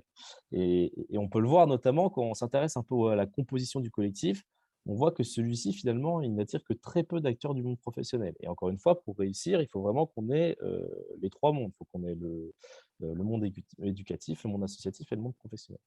Donc, le monde professionnel, il est un peu en retrait sur ces questions-là. Et pourtant, c'est justement l'un des objectifs du collectif, c'est d'intégrer le monde professionnel vraiment dans l'élaboration des open badges afin que les individus puissent avoir des compétences qui correspondent à des besoins territoriaux. Donc, pour expliquer un petit peu ce retrait du monde professionnel, on peut avancer plusieurs hypothèses qu'on va voir sur la prochaine slide. Donc, tout d'abord, on peut mobiliser donc, la théorie du signal de Spence pour aborder justement la question des badges numériques. Donc, tout comme le diplôme, les badges numériques ne seraient alors qu'un signal pour l'employeur, un moyen pour l'individu finalement de montrer qu'il est meilleur qu'un autre. Donc, seulement, à contrario du diplôme, l'open badge, lui, il souffre d'un manque de reconnaissance justement dans le monde professionnel. Donc, la valeur du badge, elle semble être conditionnée à son émetteur. Donc, on peut se poser quelle est finalement la valeur d'un badge numérique qui est créé par mes soins pour valoriser telle compétence. Donc, on imagine qu'elle est assez faible. Cependant, et afin de rendre l'open badge donc, plus crédible et plus valorisable donc, à l'extérieur, les hébergeurs de badges ont ajouté une nouvelle fonctionnalité, donc c'est l'endossement. Donc, Raphaël, vous en a un peu parlé tout à l'heure, c'est-à-dire qu'une tierce partie peut attester que ce badge est mérité. Donc, l'endossement, on comprend qu'il peut être créateur de valeur. Donc, on imagine qu'un badge numérique, par exemple, qui est créé par mes soins, sans endossement, il aurait certainement peu de chances d'être valorisé auprès de recruteurs. Par contre, le même badge, mais endossé par, imaginons, l'Université de Bourgogne-Franche-Comté, là, il y aura certainement plus d'écho auprès de certains recruteurs. Donc, la formation d'un label territorial, donc Bravo BSC, permet alors d'ajouter de la valeur, de la crédibilité finalement aux open badges qui en résultent. Et afin de neutraliser donc l'une des plus grandes faiblesses, je pense, de l'open badge à l'heure actuelle, les collectifs territoriaux, ils tentent d'apporter un élément essentiel pour rendre donc plus crédible l'outil, c'est de la confiance. Et il n'y aura pas de valeur sans une confiance en l'outil, mais aussi en son émetteur. Donc, c'est un point de vue qui est partagé par les individus que nous avons interrogés. Par exemple, je vais donner une petite citation. Donc, je pense que le label peut donner plus de poids, plus de valeur à l'open badge de par la confiance qui peut en découler. Et on a un autre individu qui nous dit il y aura cette reconnaissance grande région. Et effectivement, le label Bravo BFC pourrait donner du crédit, le badge Bravo BFC ou l'endossement Bravo BFC pourrait donner un plus. Le fait de dire on n'est pas tout seul, on est un ensemble, on est plusieurs structures. Donc là, on voit que les acteurs du collectif espèrent finalement que la confiance induite par la création d'un label territorial permettra de rallier alors d'autres acteurs majeurs dans le collectif, créant ainsi un effet boule de neige. Et c'est notamment le cas d'un individu qui nous disait alors, je pense que le collectif permettra d'être légitime pour travailler avec des personnes, par exemple des institutions comme Pôle emploi, etc. Donc, ils sont des acteurs qui, eux, peuvent faire évoluer les choses. Donc, finalement, et là, je suis un peu critique sur ce point, c'est un peu le serpent qui se mord la queue. Parce que la reconnaissance ouverte, elle veut s'ouvrir à tous et à toutes pour casser justement cette reconnaissance verticale institution-individu. Pourtant, l'open badge a besoin à l'heure actuelle de l'endossement d'acteurs majeurs, alors comme des universités, comme la région, comme Pôle emploi, pour notamment exister dans le monde professionnel. Donc, la reconnaissance ouverte, c'est une belle philosophie, mais pour l'instant, elle est, je pense, compliquée à mettre en place. En tout cas, elle transparaît un peu dans certains projets, mais il y a d'autres projets où elle ne transparaît pas du tout. Donc, pour conclure un peu cette présentation, finalement, ce n'est pas vraiment étonnant que les projets, que les premiers projets territoriaux d'open badge soient nés en France, parce que on voit qu'il y a vraiment les vestiges de l'adéquationnisme en France. Et même si on note une évolution dans sa forme, donc on est plus dans une relation compétence-emploi que formation-emploi, on voit qu'elle est encore bien présente dans les discours de porteurs de projets d'open badge. Donc l'open badge peut donc être un outil au service d'une relation formation-emploi étudiée sous le prisme des compétences au sein même de nos territoires. De plus, si l'open badge à la française peut être séduisant sur le papier, notamment à travers sa volonté d'ouvrir la connaissance à tous les acteurs, la réalité, à l'heure actuelle, elle est un peu différente quand même. Je suis un peu critique là-dessus. En effet, afin d'enrôler justement le monde professionnel dans le mouvement, les badges numériques ont besoin d'une reconnaissance préalable par des institutions emblématiques, justement pour apporter cette valeur et cette crédibilité. Et c'est bien là justement l'objectif de la création d'un label territorial. Donc pour moi, et encore une fois, ça n'engage que moi, pour moi, c'est un peu exagéré de parler à l'heure actuelle d'une reconnaissance par et pour tous. Par contre, il est plus juste de parler d'une ouverture de la reconnaissance à tous les contextes d'apprentissage. Alors, qui a un premier pas vers la reconnaissance par et pour tous et donc de la reconnaissance ouverte? Mais encore une fois, aujourd'hui, je ne pense pas qu'on est du tout qu'on a exploité pleinement le potentiel de la reconnaissance ouverte. On commence à l'exploiter, mais on n'y est pas encore. Malgré tout, ça ne remet pas du tout en cause le potentiel bénéfique, selon moi, de l'open badge dans le paysage justement de la formation française. Notamment car il s'inscrit dans une logique de compétences qui est très recherchée aujourd'hui même dans les universités. Et son modèle plus flexible, sa capacité finalement à reconnaître plus finement les compétences qui sont développées donc, dans tous les contextes d'apprentissage, et sa manière aussi à remobiliser certains acteurs qui sont éloignés de l'emploi et de la formation, sont vraiment des dimensions à exploiter selon moi. Toutefois, encore une fois, on a très peu de recul sur ce nouvel outil digital. Ça fait une petite dizaine d'années qu'il est en service, et en France, ça fait même moins du coup. Donc, on peut se poser des questions sur l'appropriation ou sur l'accessibilité de cet outil digital par certains publics. Donc, on peut se questionner sur le public qui va effectivement se saisir des open badges, mais surtout sur les réels bénéficiaires de cet outil digital. Alors, je vais regarder un petit peu les questions, parce que là, j'ai vu qu'il y avait plusieurs questions, du coup.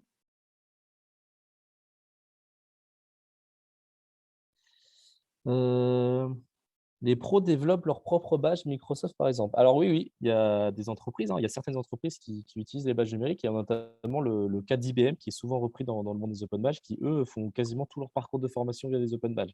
Ils ont créé même plusieurs milliers d'open badges. Donc, c'est un peu l'entreprise emblématique IBM qui concerne un peu les open badges. Alors, il y a des exemples de partenariats entre pro et agences d'intérim pour valoriser les compétences professionnelles sans formation. Euh, euh, alors, est-ce que vous demandez des exemples ou est-ce que vous connaissez des exemples? Non, non, il y a eu en Normandie un gros partenariat de mis au point, notamment avec Acto, je crois, et, Oui. et certaines agences intérim pour valoriser et rendre plus professionnel, c'est pas le terme, employable pour développer l'employabilité des personnes qui n'avaient pas de qualification et qui étaient de très bons professionnels sur le terrain. Et c'est un énorme partenariat qui s'est mis en place tout doucement. Ah, le territoire normand, oui, est très très avancé au niveau des open badges et c'est même le territoire le plus avancé. C'est d'ailleurs le premier collectif territorial est né en Normandie. Les premières expérimentations sont nées également en Normandie, même à l'université. Et ils ont vraiment, eux, un très fort appui de la région. Et ils ont beaucoup, beaucoup de partenariats et ça marche. Enfin, il y a vraiment des très, très beaux projets sur le territoire normand. Alors que je vous invite à regarder. On trouve plein de ressources sur Internet. Et on pourra peut-être revenir aussi à la fin si on a un peu de temps sur ces projets. Alors, si j'ai bien compris, il n'existe pas d'open badge national, mais uniquement des open badges locaux liés à des organismes très différents. Alors, je ne sais pas s'il existe des open badges nationaux. Je ne sais pas si Raphaëla, toi, tu as des exemples d'open badges nationaux. Oui, oui, oui. Alors, il y en a, en fait, effectivement, la plupart des badges se font au sein des écosystèmes régionaux, puisque, voilà, ils prennent leur valeur dans ce cadre-là. Mais il y a il y a 2 ans, a été ouvert le Wikibadge, qui permet à des personnes de partager les critères, les fonctionnalités de leur open badge pour que n'importe quelle personne puisse s'en servir et le réutiliser. Dans un cadre vraiment ouvert. Et puis là, on est en discussion, par exemple, on discute avec le réseau des étudiants entrepreneurs au niveau national, des associations qui réfléchissent au niveau national au déploiement de reconnaissance via les open badges. Donc, mais c'est parce que leur positionnement est national qu'ils proposent ça. Également, je crois qu'il y a un projet national, donc le projet REVA. Oui, alors ouais, il y a donc le projet REVA, c'est une refonte des systèmes de VAE et donc des acteurs du monde de la reconnaissance sont intégrés dans ce projet pour voir de quelle manière l'open badge peut être actionnable pour reconnaître et accompagner le parcours de personnes qui intègrent des parcours de VAE, sachant qu'effectivement en Normandie c'est déjà le cas et les acteurs du CIBC intègrent déjà ça pour accompagner la réflexivité des personnes sur leur parcours. Et sur la Normandie, juste avant, il y a une personne qui a levé la main sur le fait de l'utiliser pour l'insertion professionnelle des personnes éloignées de l'emploi. Effectivement, la Normandie a de nombreux acteurs qui font ça. La région de Normandie s'est beaucoup impliquée et vient de signer, a organisé le mois dernier une semaine de la reconnaissance et des open badges et a signé la charte de la reconnaissance ouverte, qui est une charte que vous pouvez trouver et signer sur le site de l'association Reconnaître. Et donc, cette institution s'engage pleinement et affiche son engagement pour le déploiement d'un écosystème de reconnaissance sur la région de Normandie. Et on a une main levée. Et juste pour ajouter quelque chose, moi, alors j'ai commencé du coup ma thèse en 2019 et à l'époque, les projets étaient surtout régionaux. Et là, ce qu'on voit maintenant, c'est que l'État est notamment intéressé par les open badges. Et on retrouve de plus en plus de politiques qui vont justement parler des open badges. Donc il y a quand même une évolution. Oui. À voir comment ça se concrétise après derrière et s'il y a vraiment une impulsion nationale. Mais en Alors, tout cas, dans les ouais. discours, on retrouve beaucoup plus maintenant les open badges. Et le ministère vient de soutenir un projet, et je vous l'ai mis dans la bibliographie. L'INP de Toulouse travaille sur la mise en place d'une plateforme Open Badge Factory au niveau national et la proposition au niveau national. Pour l'instant, c'est à l'étape de développement du projet, mais voilà, l'État aussi s'engage et le ministère de l'Enseignement supérieur sur cette question-là. Et on a juste avant de prendre la question, désolé, vous avez un retour d'expérience de la Normandie sur l'utilisation avec des demandeurs d'emploi de longue durée d'Open Badge pour donner confiance aux personnes éloignées de l'emploi et leur permettre de prendre conscience qu'ils ont des compétences à valoriser et à rendre visibles. Alors, du coup, pour la main Oui, levée. la question. Ouais.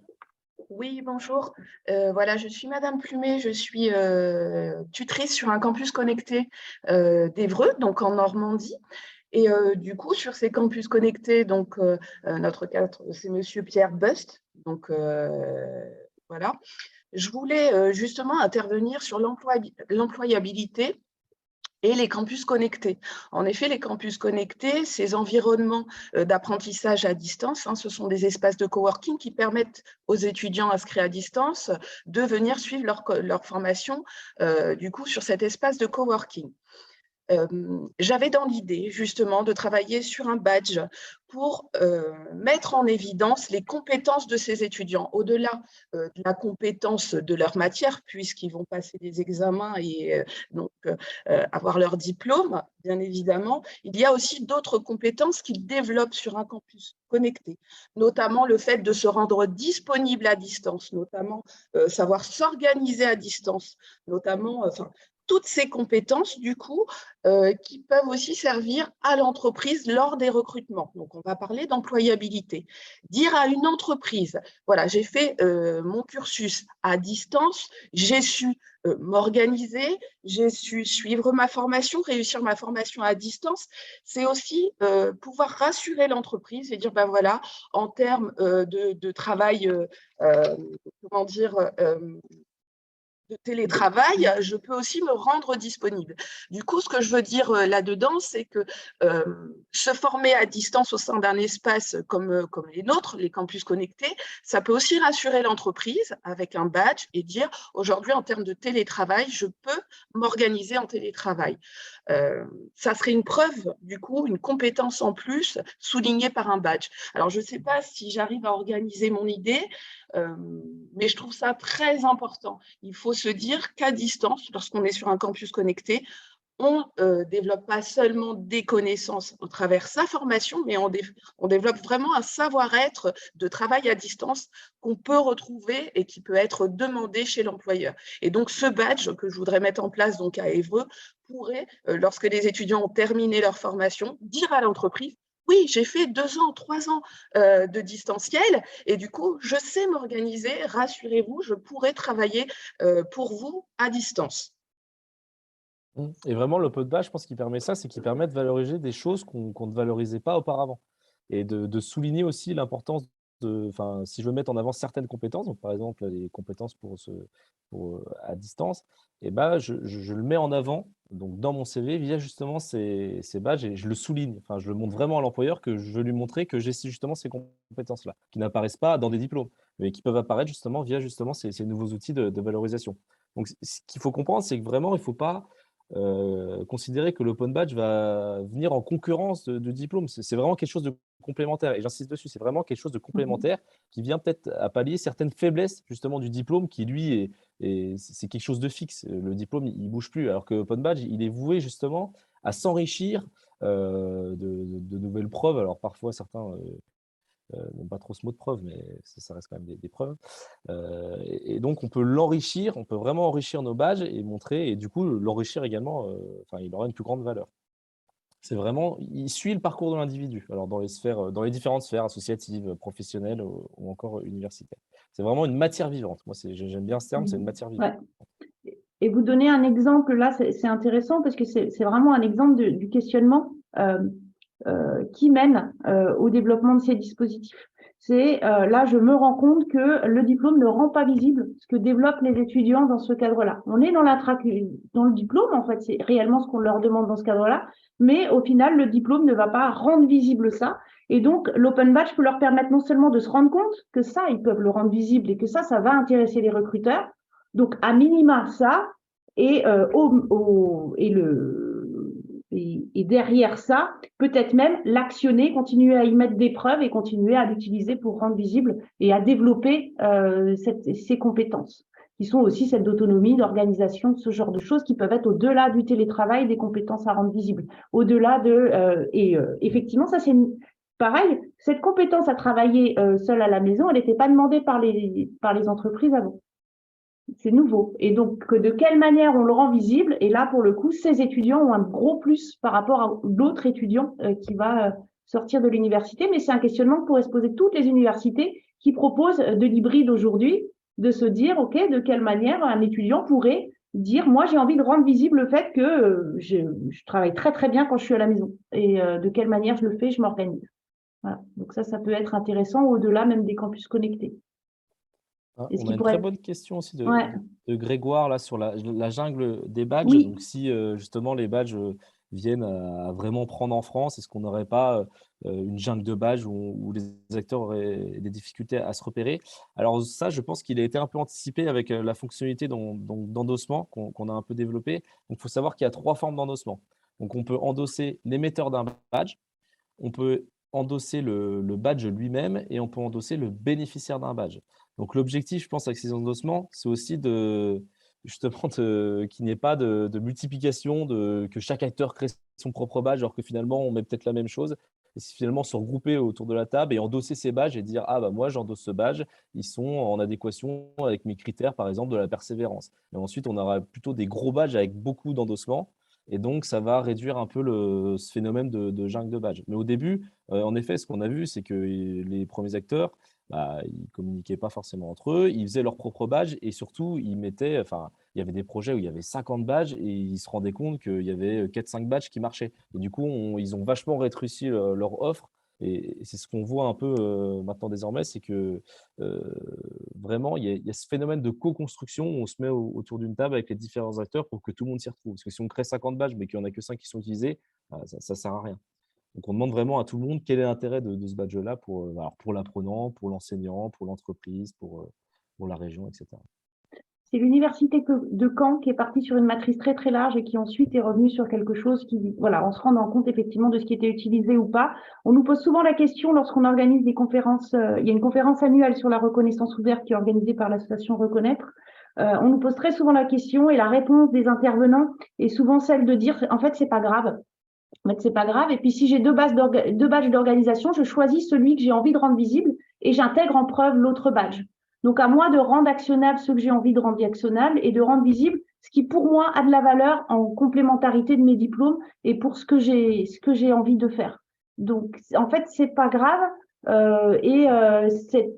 Mais par contre, attention, effectivement, comme dit Bastien, aux acteurs qui créent des open badges, de réfléchir à ce que il n'y ait pas chaque UFR d'une université qui crée ses badges et qui soient les mêmes, puisque l'étudiant, lui, le bénéficiaire, va se perdre. Je pense que finalement, ça va se réguler un peu naturellement. Je ne pense pas qu'on a forcément ce phénomène de jungle de badge. Et pour la question concernant les parcours de professionnalisation d'équipes pédagogiques, oui, ça se fait aussi dans des entreprises. Oui, comme pour tout professionnel, c'est le parcours d'apprentissage tout au long de la vie et il peut y avoir aussi un objectif de monter en compétence sur telle ou telle nouvelle technologie ou autre chose et donc un accompagnement avec un parcours de professionnalisation jalonné de formation, d'étapes et de formation en situation de travail. Puisque aussi dans le cadre de la formation en situation de travail, l'open badge commence à beaucoup intéresser les entreprises pour la reconnaissance de ces nouveaux dispositifs de formation. Alors, il reste 15 minutes. Oui, il peut y avoir encore beaucoup de questions, je pense. Ouais, et alors, est-ce que vous souhaitez plutôt qu'on réponde à vos questions ou qu'on présente la façon dont on a travaillé à l'Université Bourgogne-Franche-Comté? Ou est-ce que non, vous mais souhaitez vous qu'on allez déborde un montrer, peu, je sais pas. vous allez montrer comment vous avez travaillé. Je pense que ça va. On fait ça. Oui. Après, de toute façon, on vous redonnera les contacts et puis on proposera de mettre les contacts sur le site si jamais. Voilà. Mais effectivement, quand on parle d'open badge, voilà, ça prend souvent. On parle beaucoup. Voilà, c'est On va ça. essayer de faire court. Voilà, je vais faire très très court. Alors, slide suivante. Donc, comment on a déployé nous ces dispositifs? On vient de le voir, l'importance de l'écosystème. Et puis, bah, il y avait des dispositifs d'open badge qui existaient déjà. Donc, on s'est intéressé à d'autres universités et notamment la Normandie, l'université de Caen, l'association nationale où on a pu rencontrer des acteurs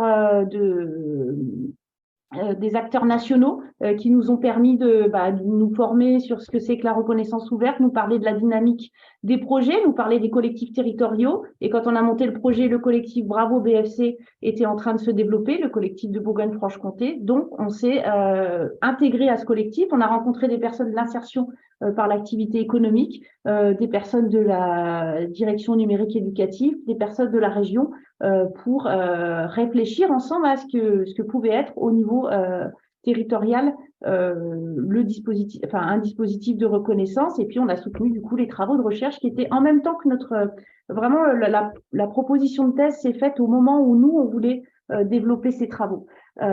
Et donc, ça nous permettait, on s'est très vite rendu compte qu'il y avait une réelle importance pour donner de la valeur aux open badges, de s'appuyer et de s'intégrer à un écosystème de reconnaissance. Est-ce que vous pouvez passer à la slide suivante? Alors, dans les universités qui portent le projet en B, j'en profite, la pédagogie, la professionnalisation et services d'orientation, ceux qui souhaitent développer des projets. On a des équipes pédagogiques qui veulent porter des projets. On a des services insertion orientation qui portent des projets. Tout dépend en fait de la personne qui souhaite développer un dispositif, déployer un dispositif. À l'université de Tours, il s'agissait du bureau de la vie étudiante qui le portait puisqu'ils étaient sur l'engagement étudiant. Donc nous, la première question qui s'est posée, on est rentré dans la reconnaissance. Lorsqu'on nous a posé cette question de la reconnaissance tout au long de la vie, on s'est rendu compte de l'importance de l'écosystème. Donc on est tout d'abord, puisqu'on s'est dit peut-être que c'est pas une question pour tout le monde, donc on est allé voir tous les acteurs des 7 établissements membres de la commune pour voir qui reconnaissait de quelle manière et quel serait le dispositif qui pourrait être transversal, mais surtout répondre à cette sphère de reconnaissance qui était nouvelle, comment on fait pour reconnaître l'engagement dans la durée. On a parlé avec les associations, les étudiants, lors d'ateliers d'émergence sur ce que sont les compétences proposées par les étudiants lorsqu'ils s'engagent dans des associations et quelles sont celles qu'ils développent. Avec des porteurs externes, comment vous faites-vous pour reconnaître l'engagement? Comment vous reconnaîtriez les engagements? On a vu l'engagement de manière très large. Ça peut être l'engagement associatif, l'engagement dans un projet, l'engagement dans l'apprentissage entre pairs, vraiment assez largement. Et puis, regardez bien sûr quelles étaient les compétences attendues des entreprises via les référentiels des compétences du 21e siècle et autres référentiels qui pouvaient servir aux étudiants dans le cadre de leur insertion professionnelle, puisque dans le cadre des premiers ateliers, leur première question était celle-ci. Comment je fais? Est-ce qu'une entreprise va savoir ce que c'est qu'un open badge? Est-ce que mon jury pour rentrer en licence pro sait ce que c'est qu'un open badge? Voilà, ce type de questions, et c'était vraiment l'insertion professionnelle qui était leur première. Et comment je fais pour l'actionner tout de suite? Voilà, et moins dans le long terme que dans le court terme. Si on regarde la slide d'après, on voit, alors celui-là, c'est un badge d'engagement associatif. On a le badge sur le tutorat, qui est quelque chose qu'on a développé l'année dernière, qui est aussi développé d'ailleurs par l'Université de Caen, dans le cadre d'un autre NCU, réussite plurielle. Ce badge-là, pareil, on l'a co-créé avec des étudiants, avec des enseignants qu'accompagnaient dans le cadre des démarches e-portfolio. On a réfléchi ensemble de manière transversale, quel que soit le type d'apprentissage entre pairs, cordée de la réussite, tutorat d'accueil, ambassadeur et autres, quelles pourraient être les compétences transversales développées dans le cadre de l'apprentissage entre pairs. Et donc, ce qu'on reconnaît, en fait, c'est la capacité à avoir une réflexivité sur cette expérience et à documenter cette expérience et à l'illustrer. Et là, vous avez un exemple de badge qui propose de reconnaître l'engagement dans le tutorat, de rendre visible la mise en œuvre de savoir agir, et par contre, il est délivré au regard de l'illustration par l'expérience. Je ne peux pas accompagner les tuteurs, être derrière eux pour rendre visible. Alors, je pourrais demander cette compétence-là au tutoré, d'évaluer cette compétence mise en œuvre dans le contexte. Là, ce qu'on fait, c'est qu'on s'en sert aussi pour aider l'étudiant à documenter et se rendre compte et prendre conscience que cette expérience peut très bien être rendue visible et illustrer le développement de compétences. Sur la slide d'après, et donc vous voyez, il y a toujours le logo du collectif Bravo sur nos open badges. Ils nous ont accompagnés à la mise en œuvre, ils nous ont aidés à faire le projet, ils nous ont aidés à construire une formation d'accompagnement. Voilà pourquoi on affiche notre soutien au collectif territorial. Aujourd'hui, on a des établissements comme l'Université technologique de Belfort-Montbéliard, qui est une école d'ingénieurs, qui a tout de suite pris en main le projet. Eux, c'est le service de la pédagogie qui développe les open badges. Ils ont des open badges pour reconnaître des compétences très techniques dans les Fab Labs, qui permet à un étudiant, une fois qu'il a son open badge, d'utiliser en autonomie une imprimante 3D, par exemple. Ça se fait beaucoup dans les Fab Labs et des open badges qui sont reconnus au niveau national dans les Fab Labs, ce qui permet à un étudiant qui veut aller dans un autre Fab Lab utiliser une imprimante 3D de démontrer sa compétence, mais aussi la compétence à transférer cette compétence et donc à accompagner des nouveaux arrivants au sein du Fab Lab, par exemple. On a des reconnaissances de compétences transversales. On l'a vu tout à l'heure avec les engagements, mais aussi avec ce qu'a fait Bastien dans le cadre de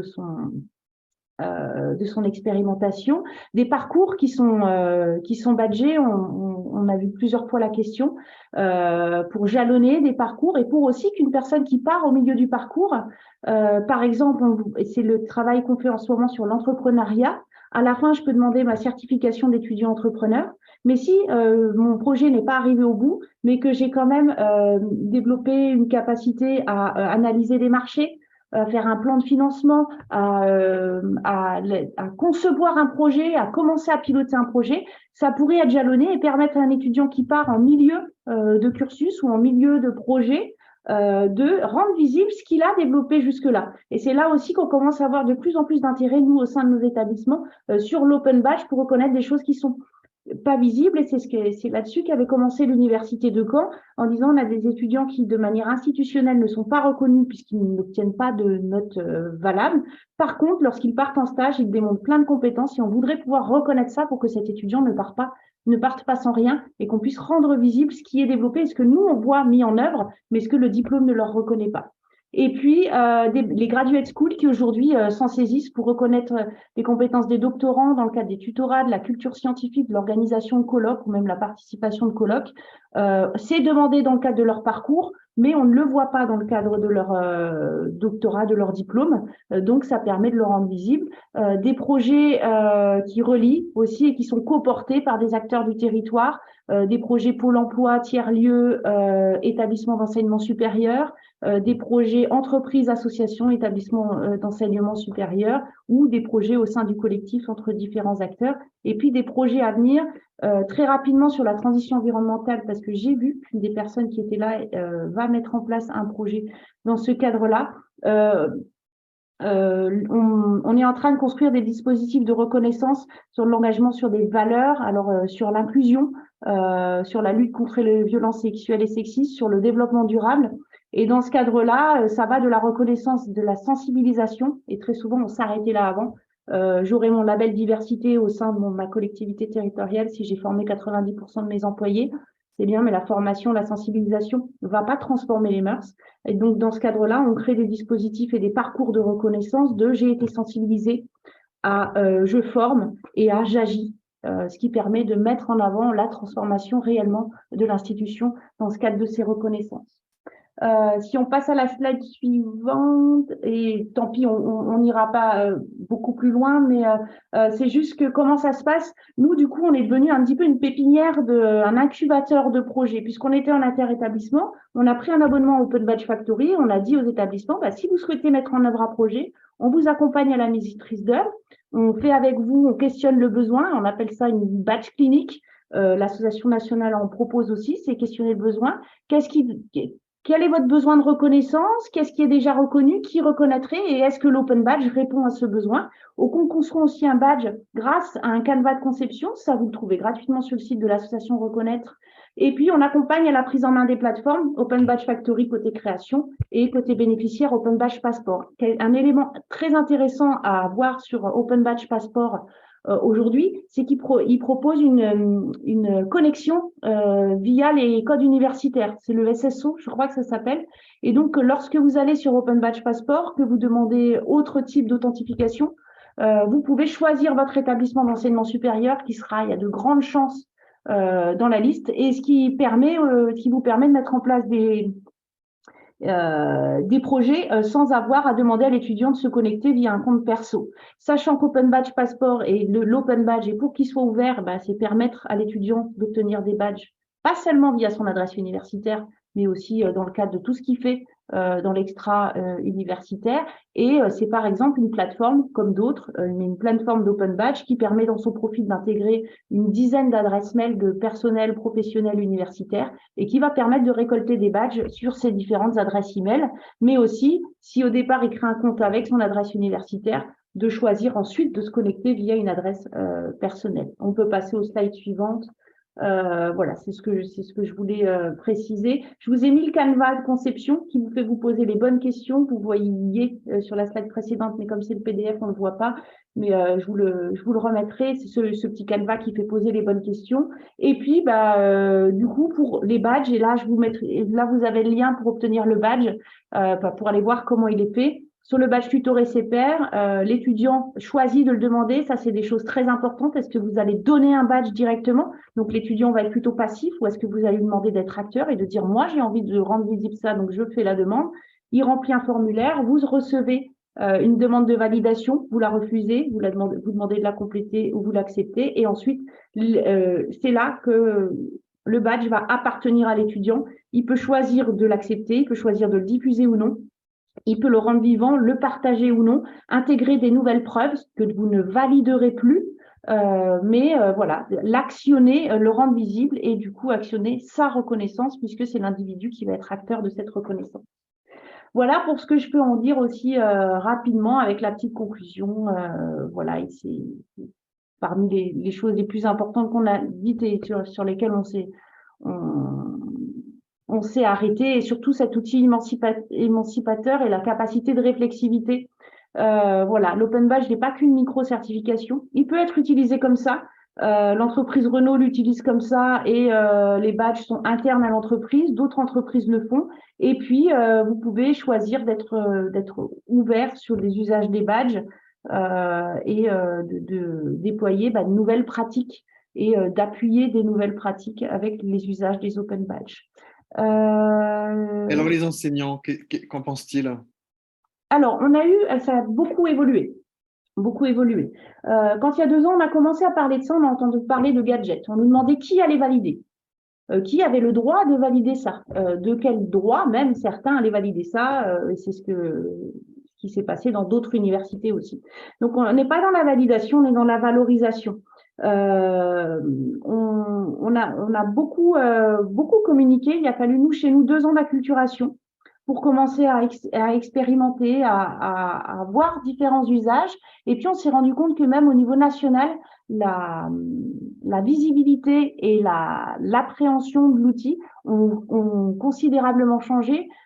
Jusqu'à aujourd'hui, au niveau national, on est invité pour des présentations lors des journées de l'enseignement supérieur, des journées de la pédagogie de l'enseignement supérieur organisées par le ministère. La nouvelle charte, le nouveau décret pour la reconnaissance de l'engagement des étudiants propose l'Open Badge, le badge numérique dit Open Badge, et je crois que très spécifiquement, ils disent que il peut être un outil actionnable pour améliorer et développer l'employabilité des étudiants. Donc ça, c'est une vraie reconnaissance. Et puis, de plus en plus, ce sont maintenant les équipes enseignantes qui viennent nous voir pour nous demander. On a un accueil de plus en plus ouvert, si je peux me permettre de le dire comme ça. Voilà, les réticences qui avaient lieu il y a quelques années s'éteignent. Nous, on a vu que ça avait l'avantage de faire entrer la notion de compétence dans les usages, et c'est l'avantage qu'il y a vu Caen aussi, mais qui travaille depuis quelques années dessus. Donc, je dirais que l'accueil est plutôt ouvert, mais parce que nous, on est sur une situation, on dit, voilà un outil qu'on vous propose, voilà à quoi il peut servir, et donc, on répond à des demandes. Et donc, il n'y a pas eu de descente. On a des institutions, et notamment des institutions de l'enseignement secondaire, certains établissements d'enseignement supérieur et certaines entreprises ou institutions qui ont descendu des badges, c'est-à-dire ils ont créé des choses et les ont imposées. Dans ces cas-là, ça fonctionne pas. Il faut une acculturation et il faut penser à acculturation du bénéficiaire. C'est-à-dire de la même manière, envoyer un mail à un étudiant en lui disant vous avez un badge, vous pouvez le demander ici, sans savoir ce que c'est et comment il est actionnable, ça fonctionnera pas non plus. Et on en parlait hier avec un enseignant de l'INSPE qui veut mettre ça en place. Il y a vraiment une importance à avoir une acculturation assez rapide. Et pour ça, le module 101 qui est mis à disposition par l'association Reconnect et sur le site Open Badge Info, que vous avez eu dans le chat et qu'on vous a mis dans la bibliographie, est assez intéressant puisqu'il propose d'intégrer un Moodle et on a l'Institut universitaire de Belfort-Montbéliard, l'université technologique, pardon, qui l'a proposé à ses étudiants en auto-inscription et ça a très bien fonctionné. Ok, merci Raphaël, merci Bastien pour cette très riche présentation, à la fois théorique et pratique. Je pense que ça n'aura échappé à personne et je pense que tout le monde est très intéressé et a encore beaucoup de questions. Alors peut-être qu'on peut prendre éventuellement encore une question. Je ne sais pas s'il y a encore des velléités là dans notre auditoire. Il y avait une question là dans les universités qui portent les projets d'Open Badge, mais tu y as un peu répondu en parlant dans ta présentation, hein, tu en as parlé. Oui, je l'ai reprise directement puisque voilà, ça me permettait de. Oui, tout à fait. Connaissez-vous le SCD ayant mis au point SCD, service de documentation, c'est ça? Oui, les compétences informationnelles. Alors là, vous contactez l'Institut universitaire, l'Université technologique, pourquoi je veux les appeler Institut, de Belfort-Montbéliard, où il a fait sur la recherche documentaire. Et donc, ils ont un Open Badge qui est créé. Je ne sais pas si vous pouvez le voir sous Open Badge Passport, si vous avez un compte. Si vous allez sur l'onglet Galerie, vous pouvez chercher des badges. Vous pouvez regarder s'il y a un badge documentation ou ce genre de choses. Et si jamais, n'hésitez pas à me contacter si vous voulez le contact de la personne qui l'a développé dans leur institut, enfin dans leur établissement, dans leur école d'ingénieurs. Je pense qu'ils partageront sans problème l'outil qu'ils ont créé. Notre prochain projet, c'est de laisser voler de leurs propres ailes les différents projets incubés, on va dire. Là, on travaille sur la reconnaissance de l'appui sur la recherche d'étudiants en master MEF, puisqu'on a un enseignant qui est venu nous voir en nous disant qu'il a son cours, mais que son cours sert à la validation, mais n'est pas lui-même validé. Et les étudiants, il aimerait rendre visible le fait que les étudiants, ils les accompagnent pour s'appuyer sur la recherche pour construire de nouvelles situations pédagogiques. Donc ça, c'est le projet qui est en cours, le projet sur la reconnaissance de l'entrepreneuriat étudiant et des compétences développées dans le cadre du parcours et de la réflexivité autour de ces compétences. Et là, on va vraiment se baser sur la réflexivité encore une fois. Voilà, pour 2 projets phares et l'Institut Agro-Dijon qui réfléchit aussi au développement dans le cadre d'un Fab Lab, la reconnaissance de compétences très techniques sur un logiciel très spécifique qui intéresse beaucoup les entreprises dans le cadre des recrutements.